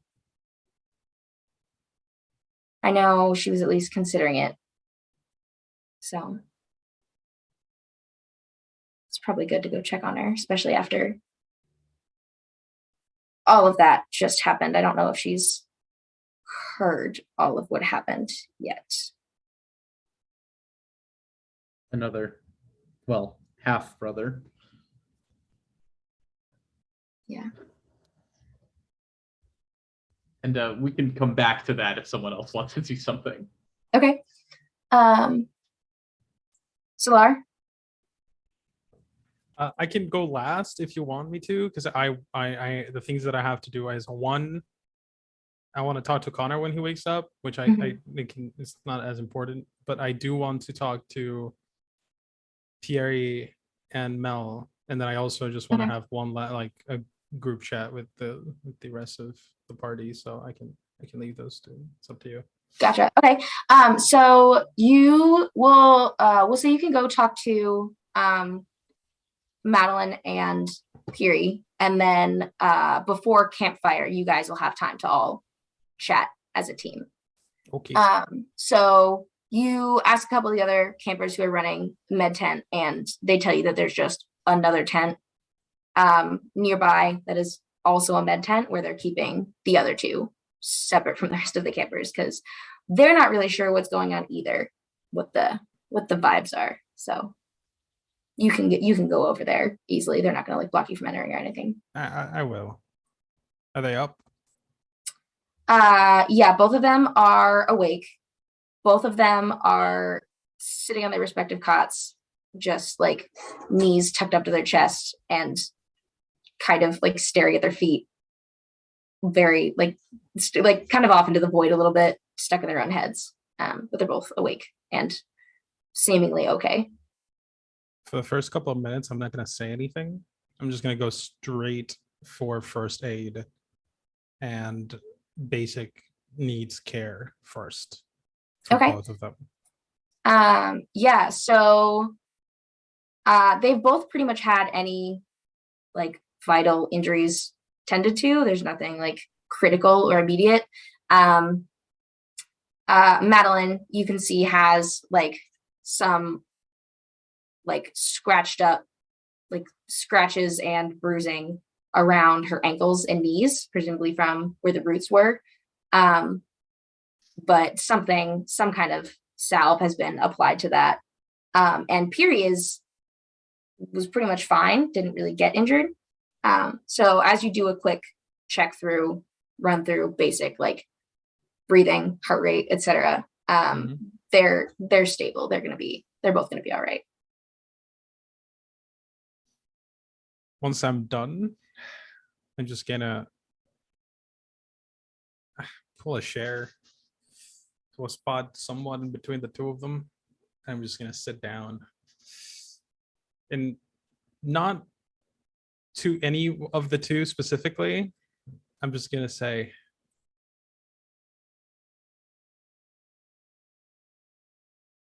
I know things are difficult and they're not going to get any easier after what's happened.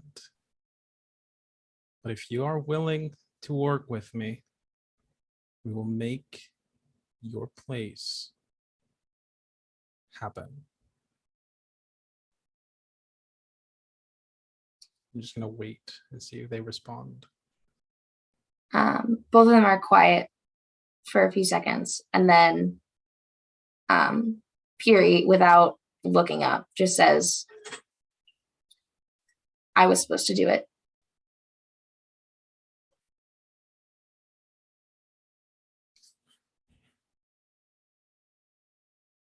I figured.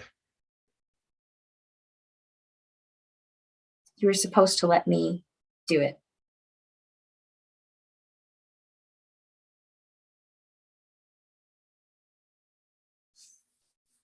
Piri, just this is out of character. He's the kid of Hephaestus, right? Madeline is child of Hephaestus. Piri is child of Athena. Right. I remember this. Okay. I'm just going to look at him. I'm going to say, if you had done what you planned to do, you would have doomed yourself. And I know that was what you wanted. But at least this way, you have a means of earning yourself Elysium.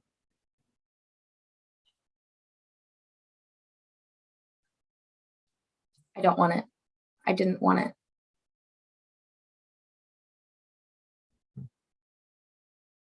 Well, that's ultimately up to you to decide. And Pierre just thinks for another moment and then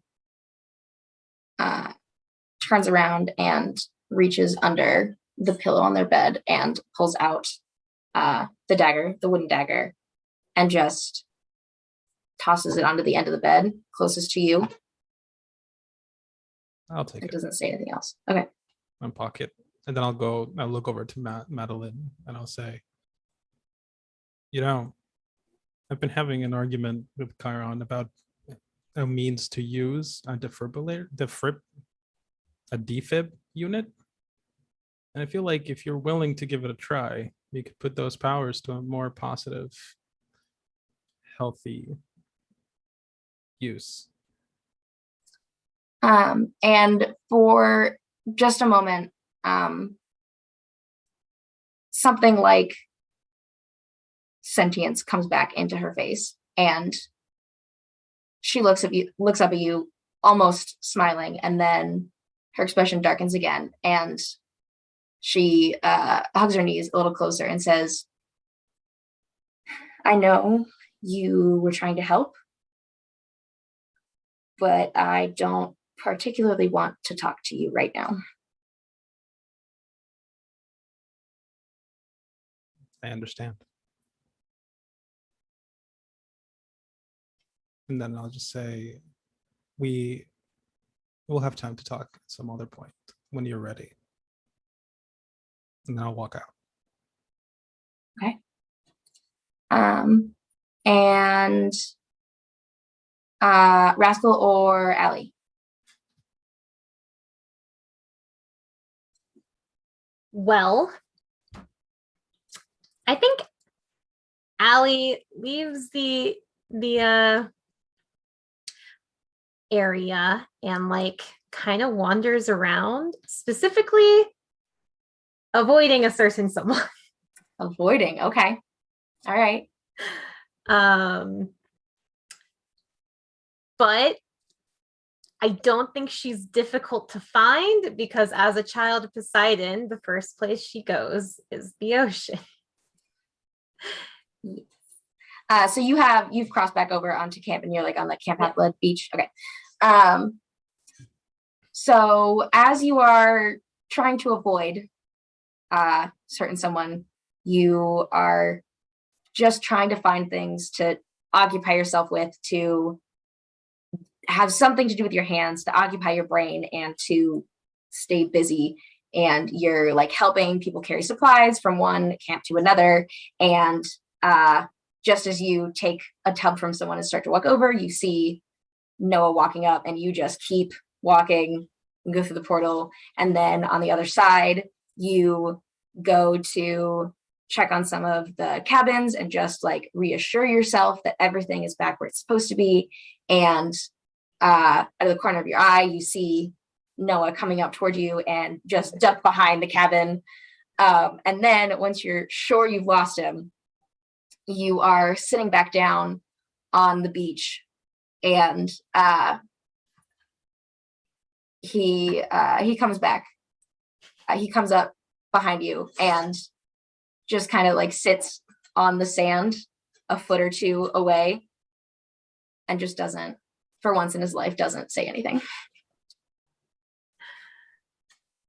think she's like picking up like rocks that are near her and just like tossing them into the waves, and is just like muttering under her breath. And what kinds of things are you muttering under your breath?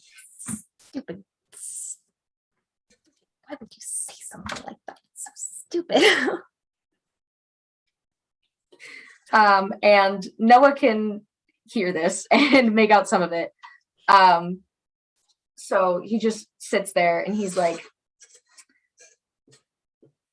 does it make the top 10 list of stupid things I've said?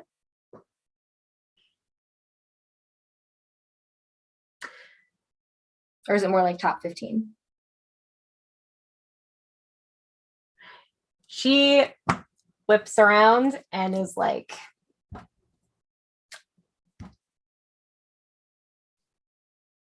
so as far as stupid things I've said, top 3.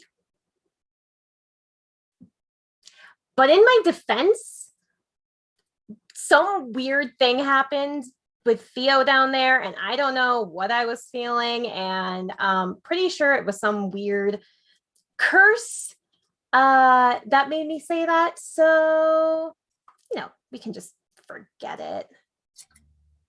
Doesn't sound like a curse to me. Yeah, well, it probably was. Mm-hmm. And what exactly did this curse do? Made me say the opposite of what I wanted to, which was remind me to kick your ass when this was over. Right. Opposite day. Yes, I forgot that was a central tenet of the Aphrodite cabin powers. Yeah. Mm-hmm. Yep. So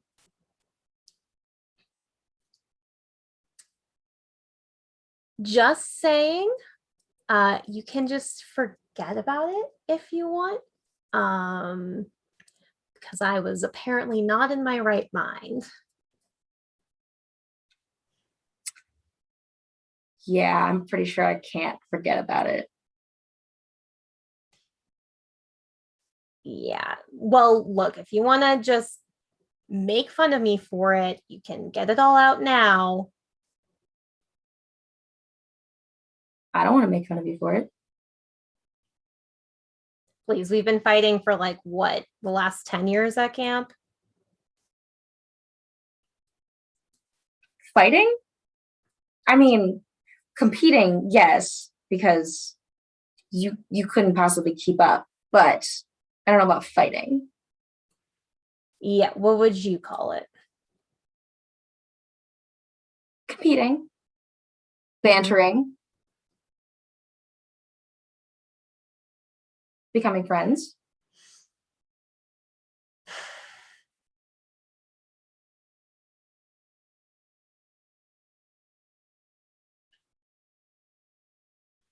Think she like stands up and walks back to where he is and crosses her arms.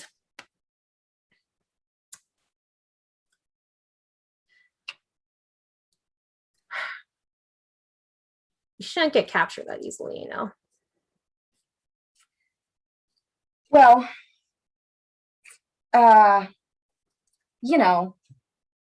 just being taken prisoner, it's a force of habit at this point.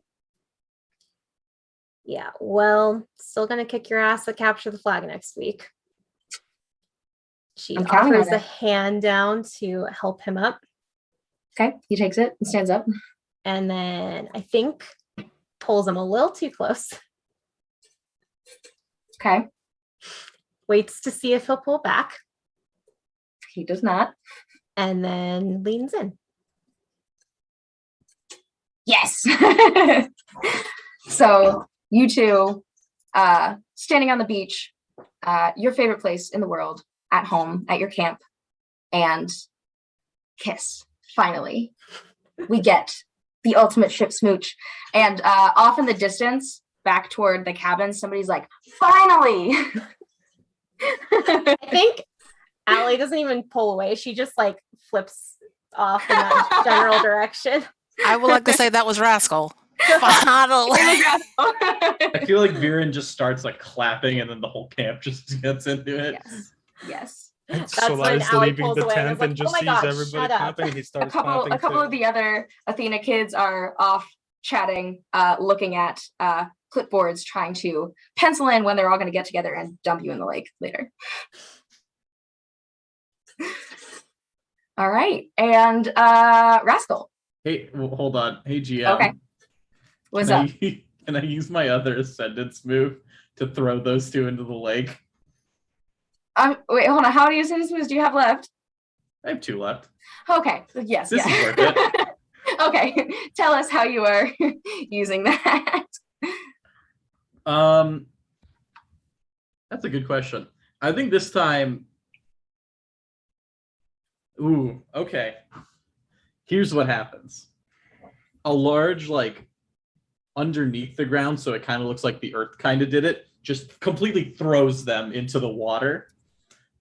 And then where they were standing, there's a large patches of wildflowers and stuff, and they spell out, finally. And Incredible. I think just for added flair, because it says I can control animals as well, just pairs of birds just start flying over and sitting next to each other and doing whatever birds do. It's like that scene from Bates. So, Allie, as you are being thrown into the water at the beach, Noah doesn't let go. He's just kind of hanging on. And you both fall into the lake. And you can breathe underwater. Noah can't, but, you know, you're Child of Poseidon, so you can do what you want. Yeah, I suppose just true Percy Jackson style creates a air bubble and just stays there. Wonderful. So, Rascal, what are you up to?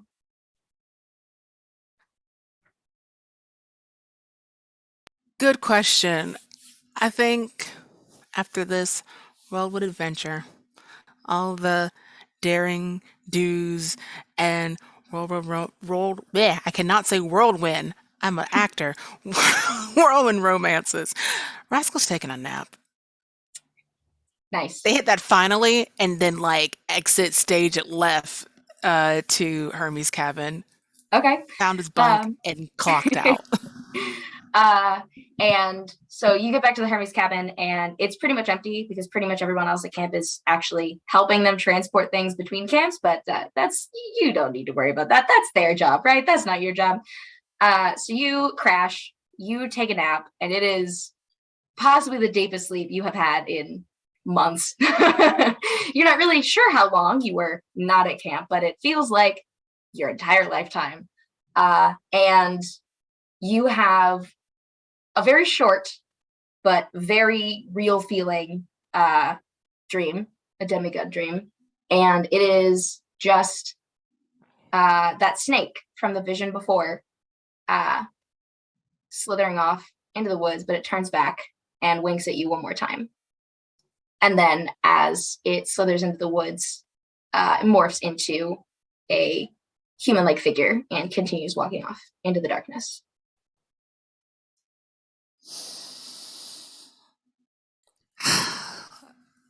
I mean, we're asleep and we're fucking around. Might as well just follow them into the woods. Okay. The figure. Right. For shits and giggles. So you follow this figure a little further into the woods. He doesn't go that far back.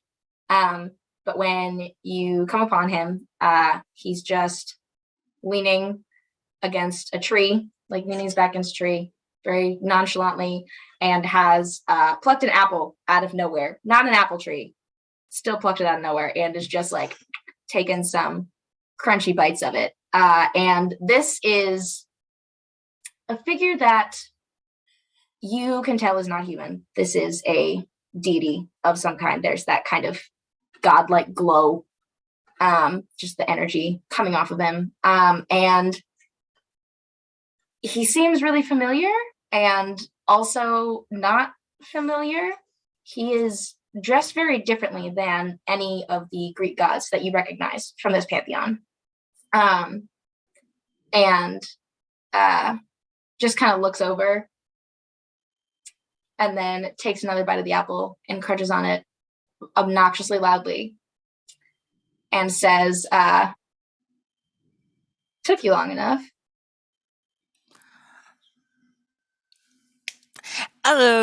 Excuse me? You're excused. Okay, I deserve that one. Fuck me. What are you talking about? Well, you know it wasn't Hermes who sent you those visions, right? Right. Our Greek cousins usually aren't so creative, but I consider myself an artist. Oh, so you're just gonna wax yourself poetic. Congratulations, Blue's Clues. I guess I've figured it out. Figured what out? I was just being snarky. I don't know what the hell is going on. I mean, there was that thing with the snake, and then we had the tree thing happen, and then that just kind of withered into nothing after we got the knife, and then we've jumped into the river Styx, which, um, and like it trails off, and like the gears are just like, Grinding. mhm. Like they start to go into like an immediate halt, and you could practically see the smoke coming out of their ears. And this figure takes another obnoxious bite of the apple, and says, that knife was my idea, by the way, so you're welcome. Thanks, I guess. I've been through a lot in the past couple. I don't know, because time didn't exist where we were, so I would have just appreciate if you just spoon fed whatever you're getting at. But I so enjoy puzzles. I suppose I'll just tell you. The knife is made of mistletoe, yes? Yes. Are you familiar with the original myth that inspired the creation of that dagger? No, that's why I include this as shit right now, but please continue. So, long time ago,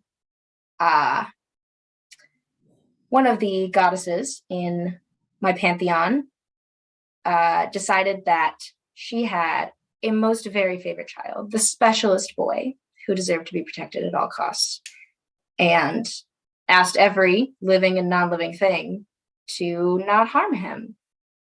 But she forgot one, and I figured out what it was. It was mistletoe. Does that ring any more bells? Yeah, and that knife does not belong to me at the moment. Okay, please. Do you want it back? Nice to meet you. I'm still dreaming. I would much rather Oh, be. the knife isn't mine. It was just my idea. Oh. Tell me, do you really think you belong at a Greek camp?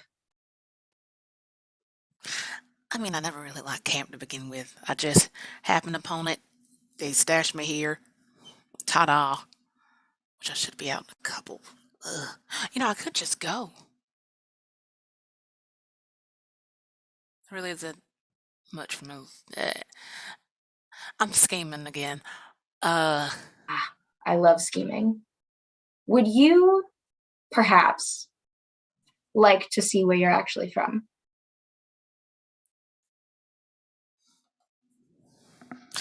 I can't say no. But you can, but are you going to? No, like Oh. that's as much confirmation as they're gonna give. Gotcha. So this figure, half-eaten apple, just tosses it over his shoulder into the forest, and pulls out his hand and reaches for you. And if you take it, you will both just kind of vanish portal-esque. And this was happening in a dream, but in real life too, you have been whisked away from your bed at Camp Half-Blood and portaled back to a large cavernous palace covered in Nordic runes and images of trees, as you return with your actual godly parent, Loki. Let's go, baby. Yeah, of course. It's perfect. All right. And then I believe Viren wanted to have another conversation. Just a very short one, I think. Okay. So Kitty's easy enough to find. She's walking around trying to be kind of helpful, but just is also looking a little lost and dazed. I'm going to do the thing. You know how to talk to short people where you fully crouch down to get to eye line? Yeah. Mm-hmm. And she just kind of stops and looks at you. Hey, kiddo. Hey, kiddo. I'm older than you. I can call you that. Okay. Not by much.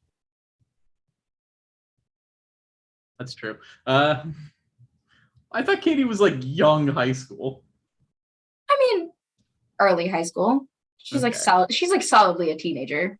Okay, fair.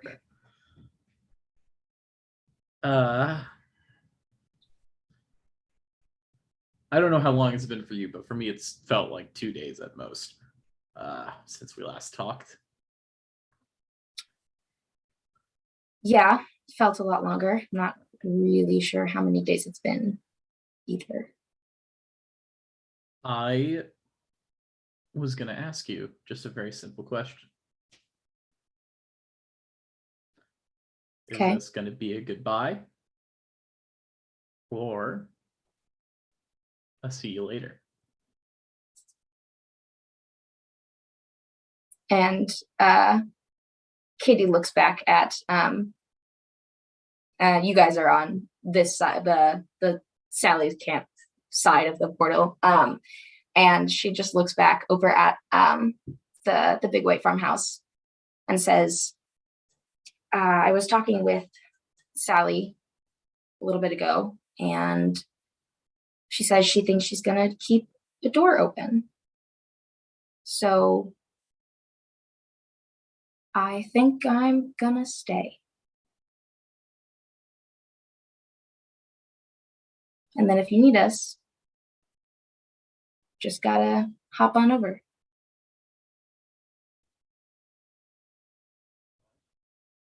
Like it's a both then. Yeah, a little bit of both.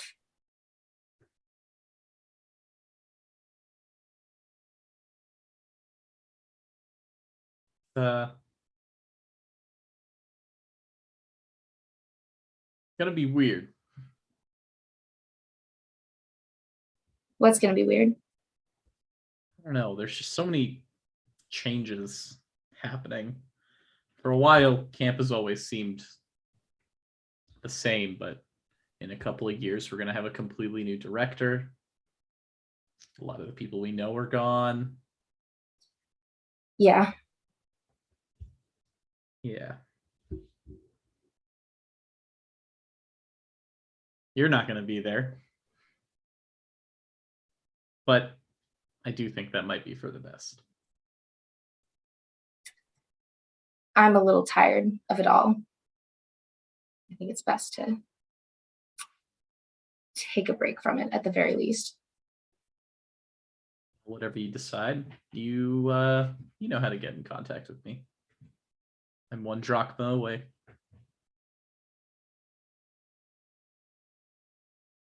And Katie's gonna lean in for a goodbye hug. And I will give one.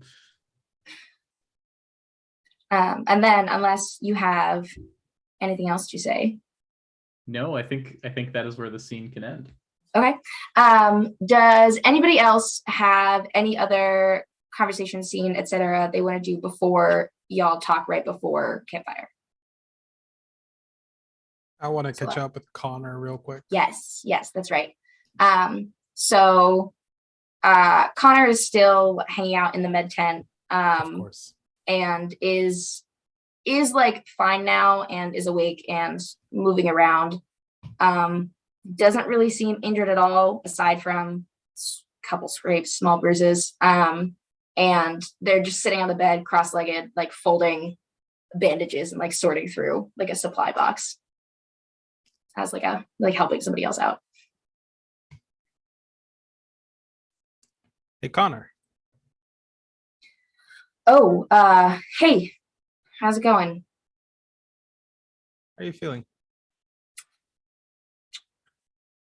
All things considered,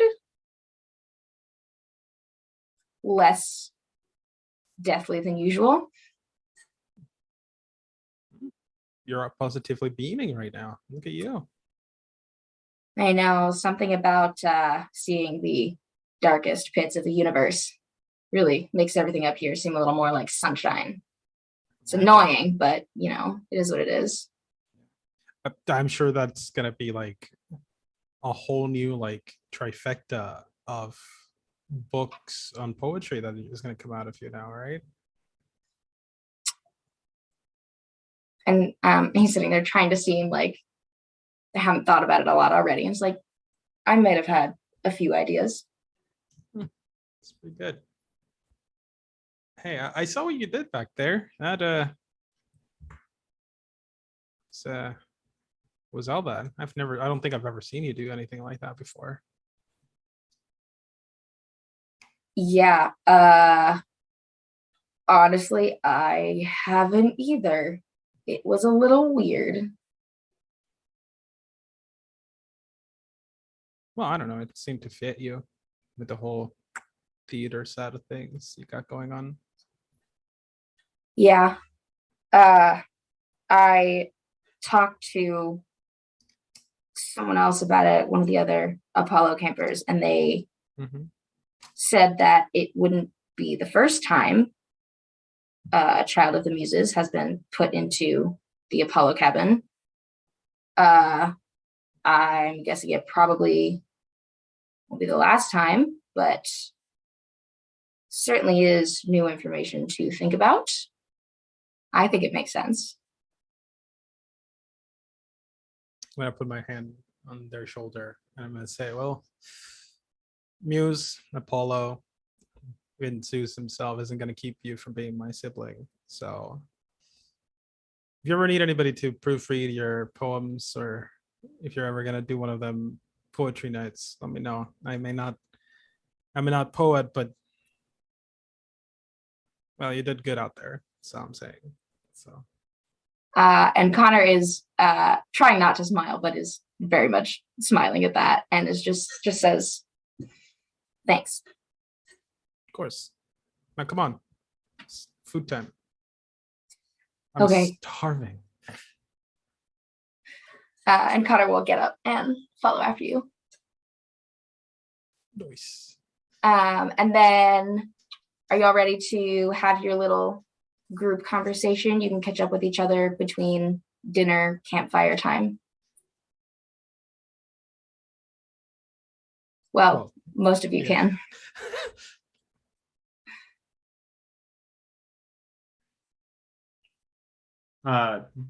Do we meet up? You don't have to. I probably Solar would probably go to sit beside one of you guys. Just be like, hey, have you guys seen Rascal? I was keeping an eye open for them, but I can't.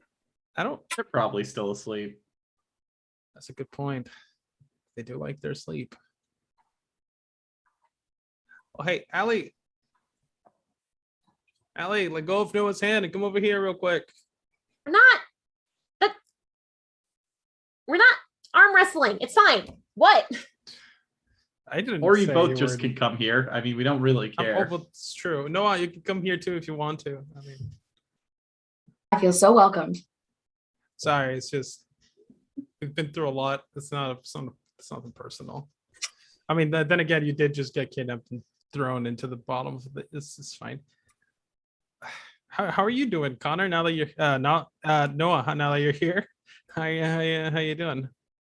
You know, not the worst day, not the best day.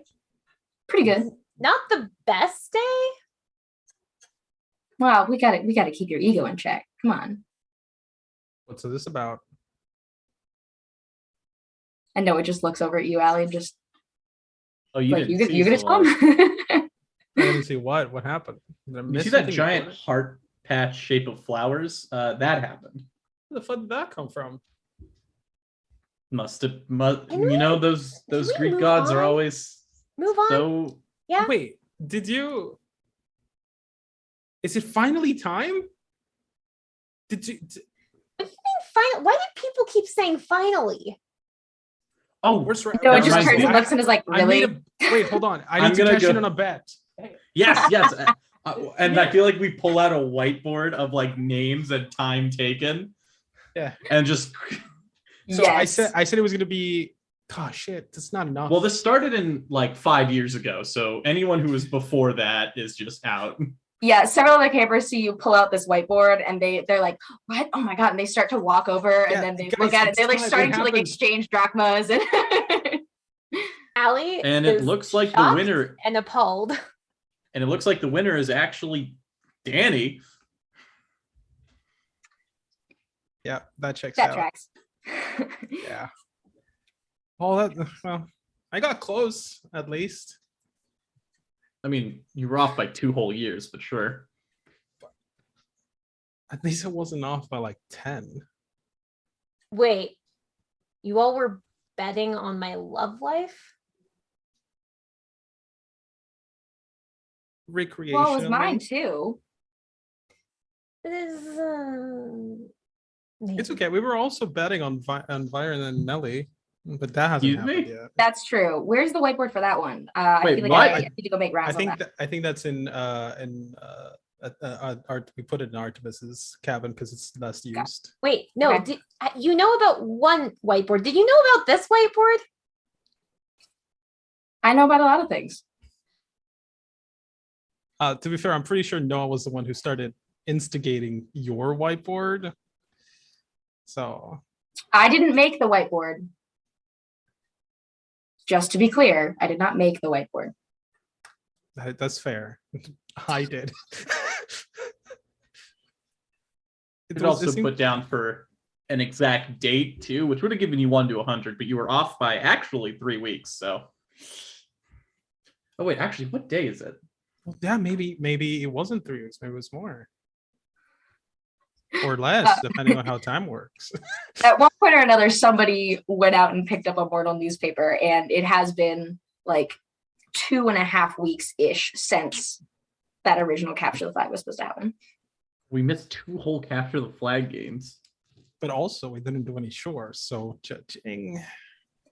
Maybe you didn't do any chores. I mean, Running around the labyrinth. I'll be honest, I think questing is a chore. I'm just gonna put that out there. Well, yeah. Did you know that the labyrinth had a nest of giant insects in it? Any more? What, the Miracle Den? Well, there's still some. It's only part of it that got ruined. Yes. What do you mean ruined? What did you do? Well, We kind of set it on fire. I mean, Wow. it was my idea. Rascal did it. with my powers, so technically it's neither of our faults. Technically, it's all 3 of our faults. Rascal did what with your powers? Yeah, I wanted to talk to them about it, but poof, which is very Rascal, honestly. I mean, Yeah, that's not bad. it's like the moment like responsibilities come up, Rascal just Yeah. gone. I think I did know about the den at one point. Hmm. I feel like that's just a thing that everybody knew about at this point. Did you guys not know? I mean, I knew about the Grove and I knew that they lived there. Yeah. Yeah. Yeah. I'm surprised you don't know, Solar. I've never been outside of camp until like It's in camp. well, I meant in the It's in the labyrinth. forest. Just oh wait, so the one that was in the forest is the one that we burnt? I hope not. That Rascal burnt, I mean. Oh shit, somebody needs to tell Kyron. Listen, if mosquitoes went extinct, I wouldn't shed a tear. If giant ants in the ground are endangered and I killed a bunch of them. Okay. Not Ants are doing enough surprisingly about it. very important to an ecosystem. But also, Yeah, thank Ali, you, Noah. you are talking to the person who put everybody's life in danger to like talk to like the people who wanted to destroy the whole world. I don't want to kill all the ants. Also, I really like insects. They're really cool. So on that one, I am not on your side. All right. Well, I got like a 5 drachma payout, so I may as well do this. Hey, can you make some mist? Earthshaker Jr. Oh, what? Yeah. And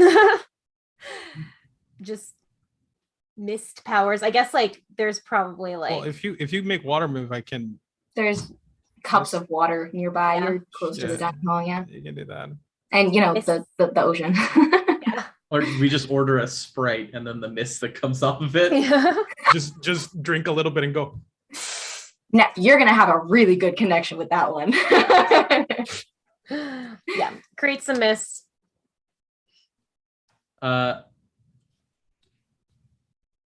Wait, who was I gonna call? I completely already forgot. You said you had some payouts to do, where you're gonna call like your accountant. I don't have an accountant. What? I don't know how plant people live. Excuse me? It's gonna become very clear to you guys that Solar did not pay attention to most of the classes, except the ones that very specifically were in line with their interests. So, are you all ready for campfire? Yeah. Yeah. Okay. So you and all the other campers, minus Rascal, make your way to the amphitheater at camp where the campfire is, and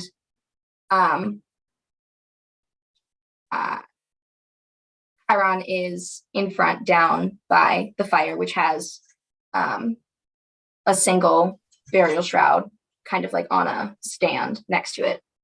And he calls the group to attention, and he says, I've spent most of my life teaching and guiding young heroes like you. All of them great, most of them now past. I would be lying if I told you that it ever got easier to burn a hero's shroud or to say such a permanent goodbye.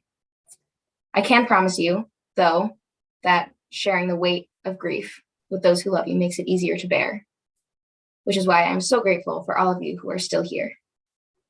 And he takes the shroud off of its little hook on the stand it was on, and a large gray burial shroud made of gray silk.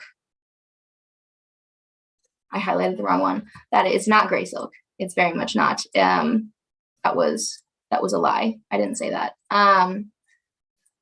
It is a deep pink, like a dark magenta kind of color, very shimmery, and it's embroidered with a sword on it, just a simple plain sword, and there are flowers and roses kind of bordering the edges of it.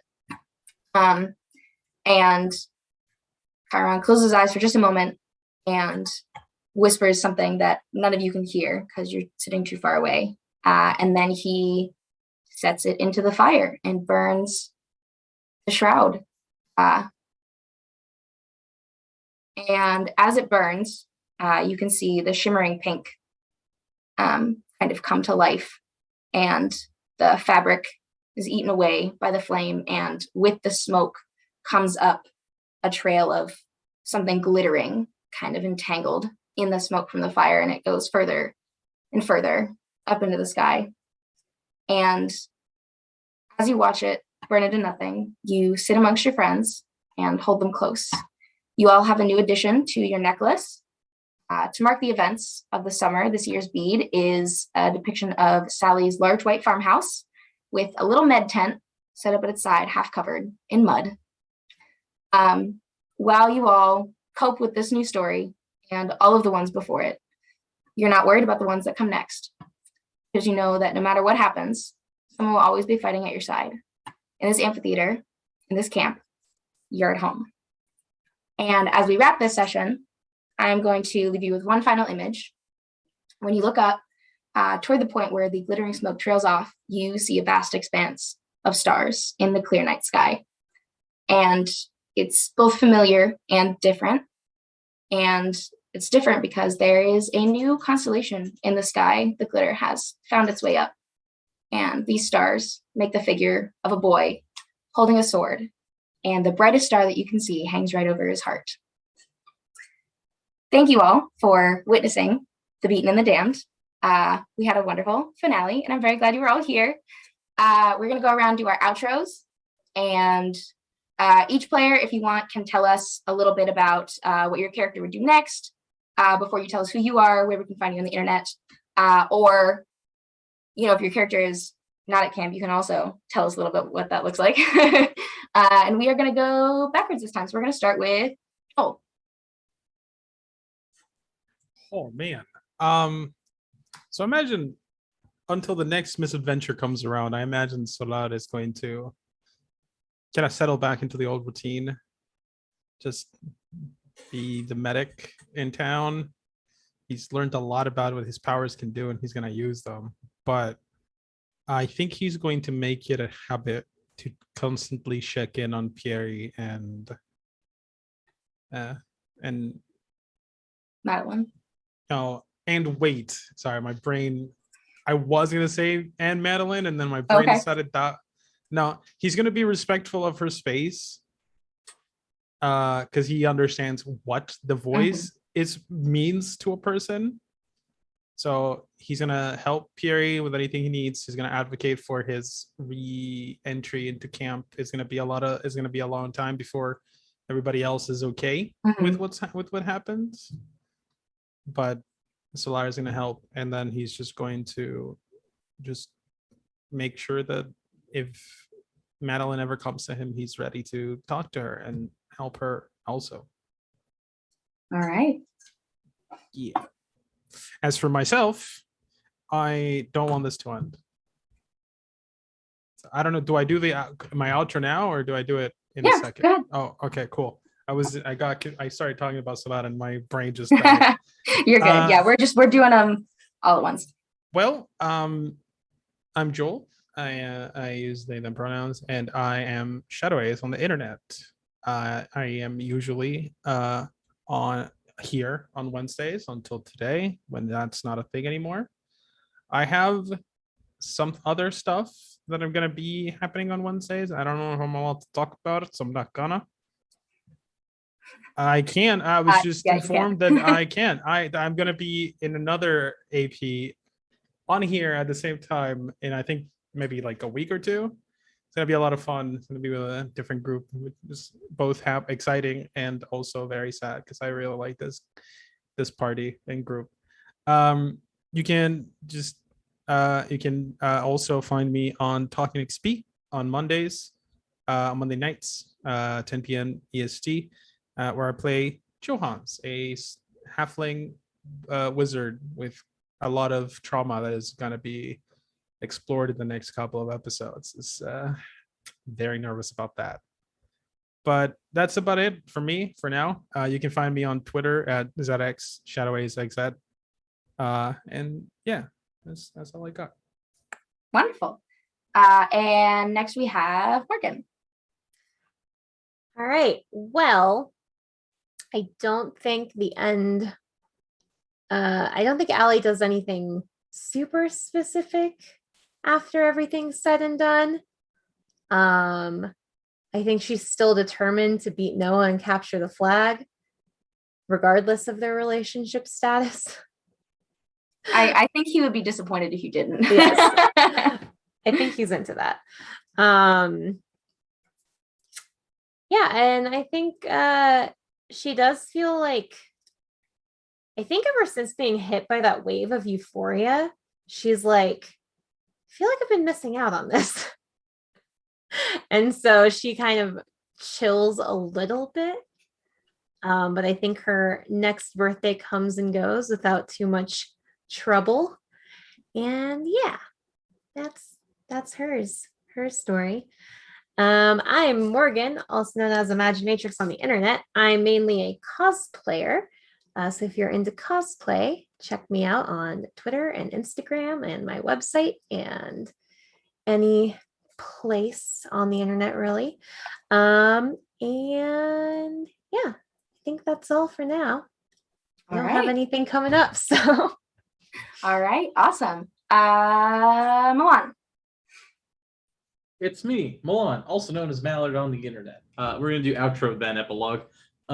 You can find me over on Twitter as MallardMan_. On Twitch, it's just MallardMan. You should follow me in both of those places, because I spout nonsense on both of them all the time, and nonsense is fun. You can find me Fridays, this coming Friday, on Critical Misses at playing a brand new character. Well, still new, not brand new now.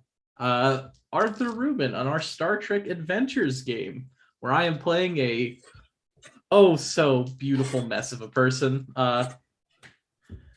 You can also find me starting on the 6th, every alternating Monday on Neon Lights Roleplay, where I will be running a Vampire the Masquerade Chronicle for some amazing folks.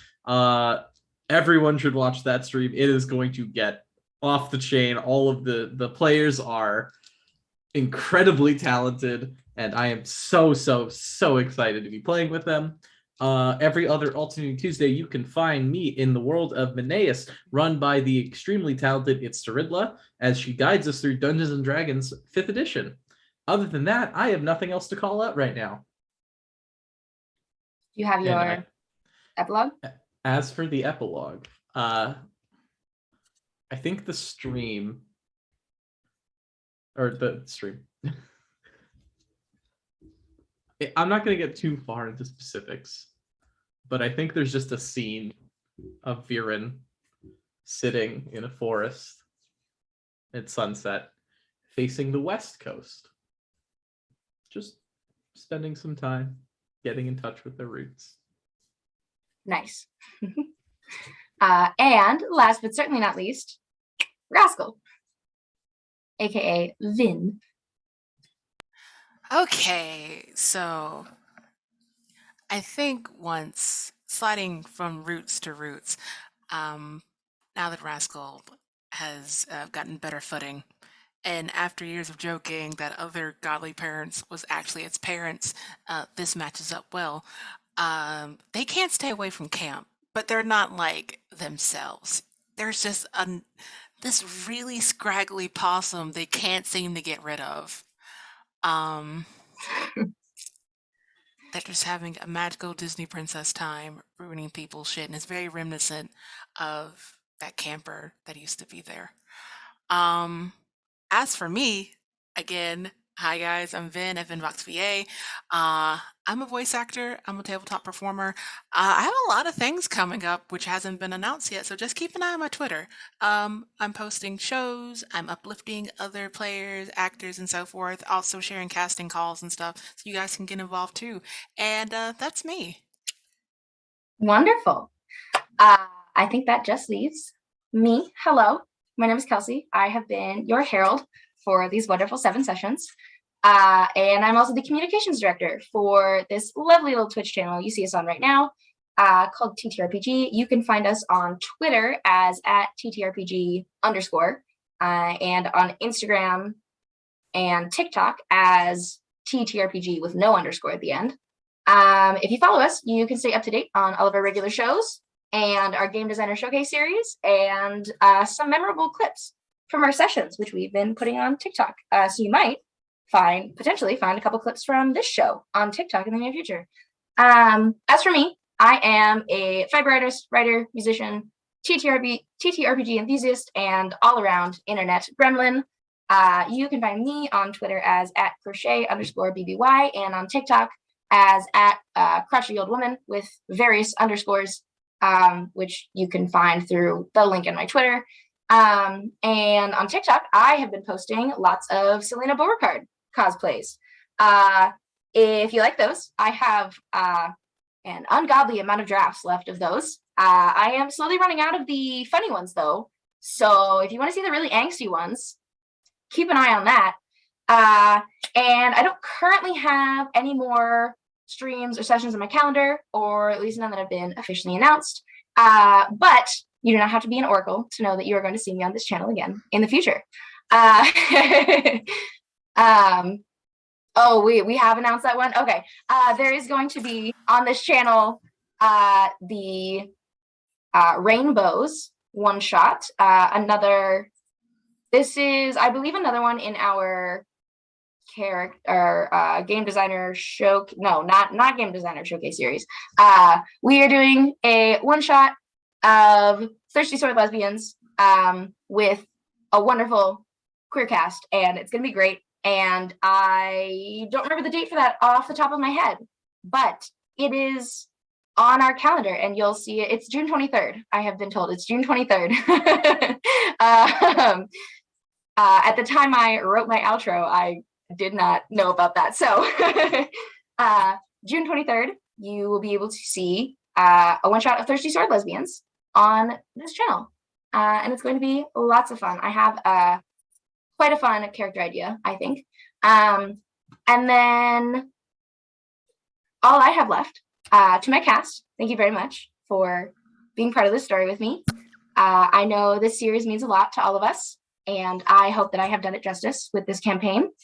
And I also want to give a very, very big thank you to our producer and our tech runner, Nikki, who has been doing this for us vigilantly every week. We love you, Nikki. Thank you. And finally, to chat and to our audience, thank you all so much for watching and listening and sharing this game with us. I hope you have enjoyed The Beaten and the Damned. And until next time, have a good night.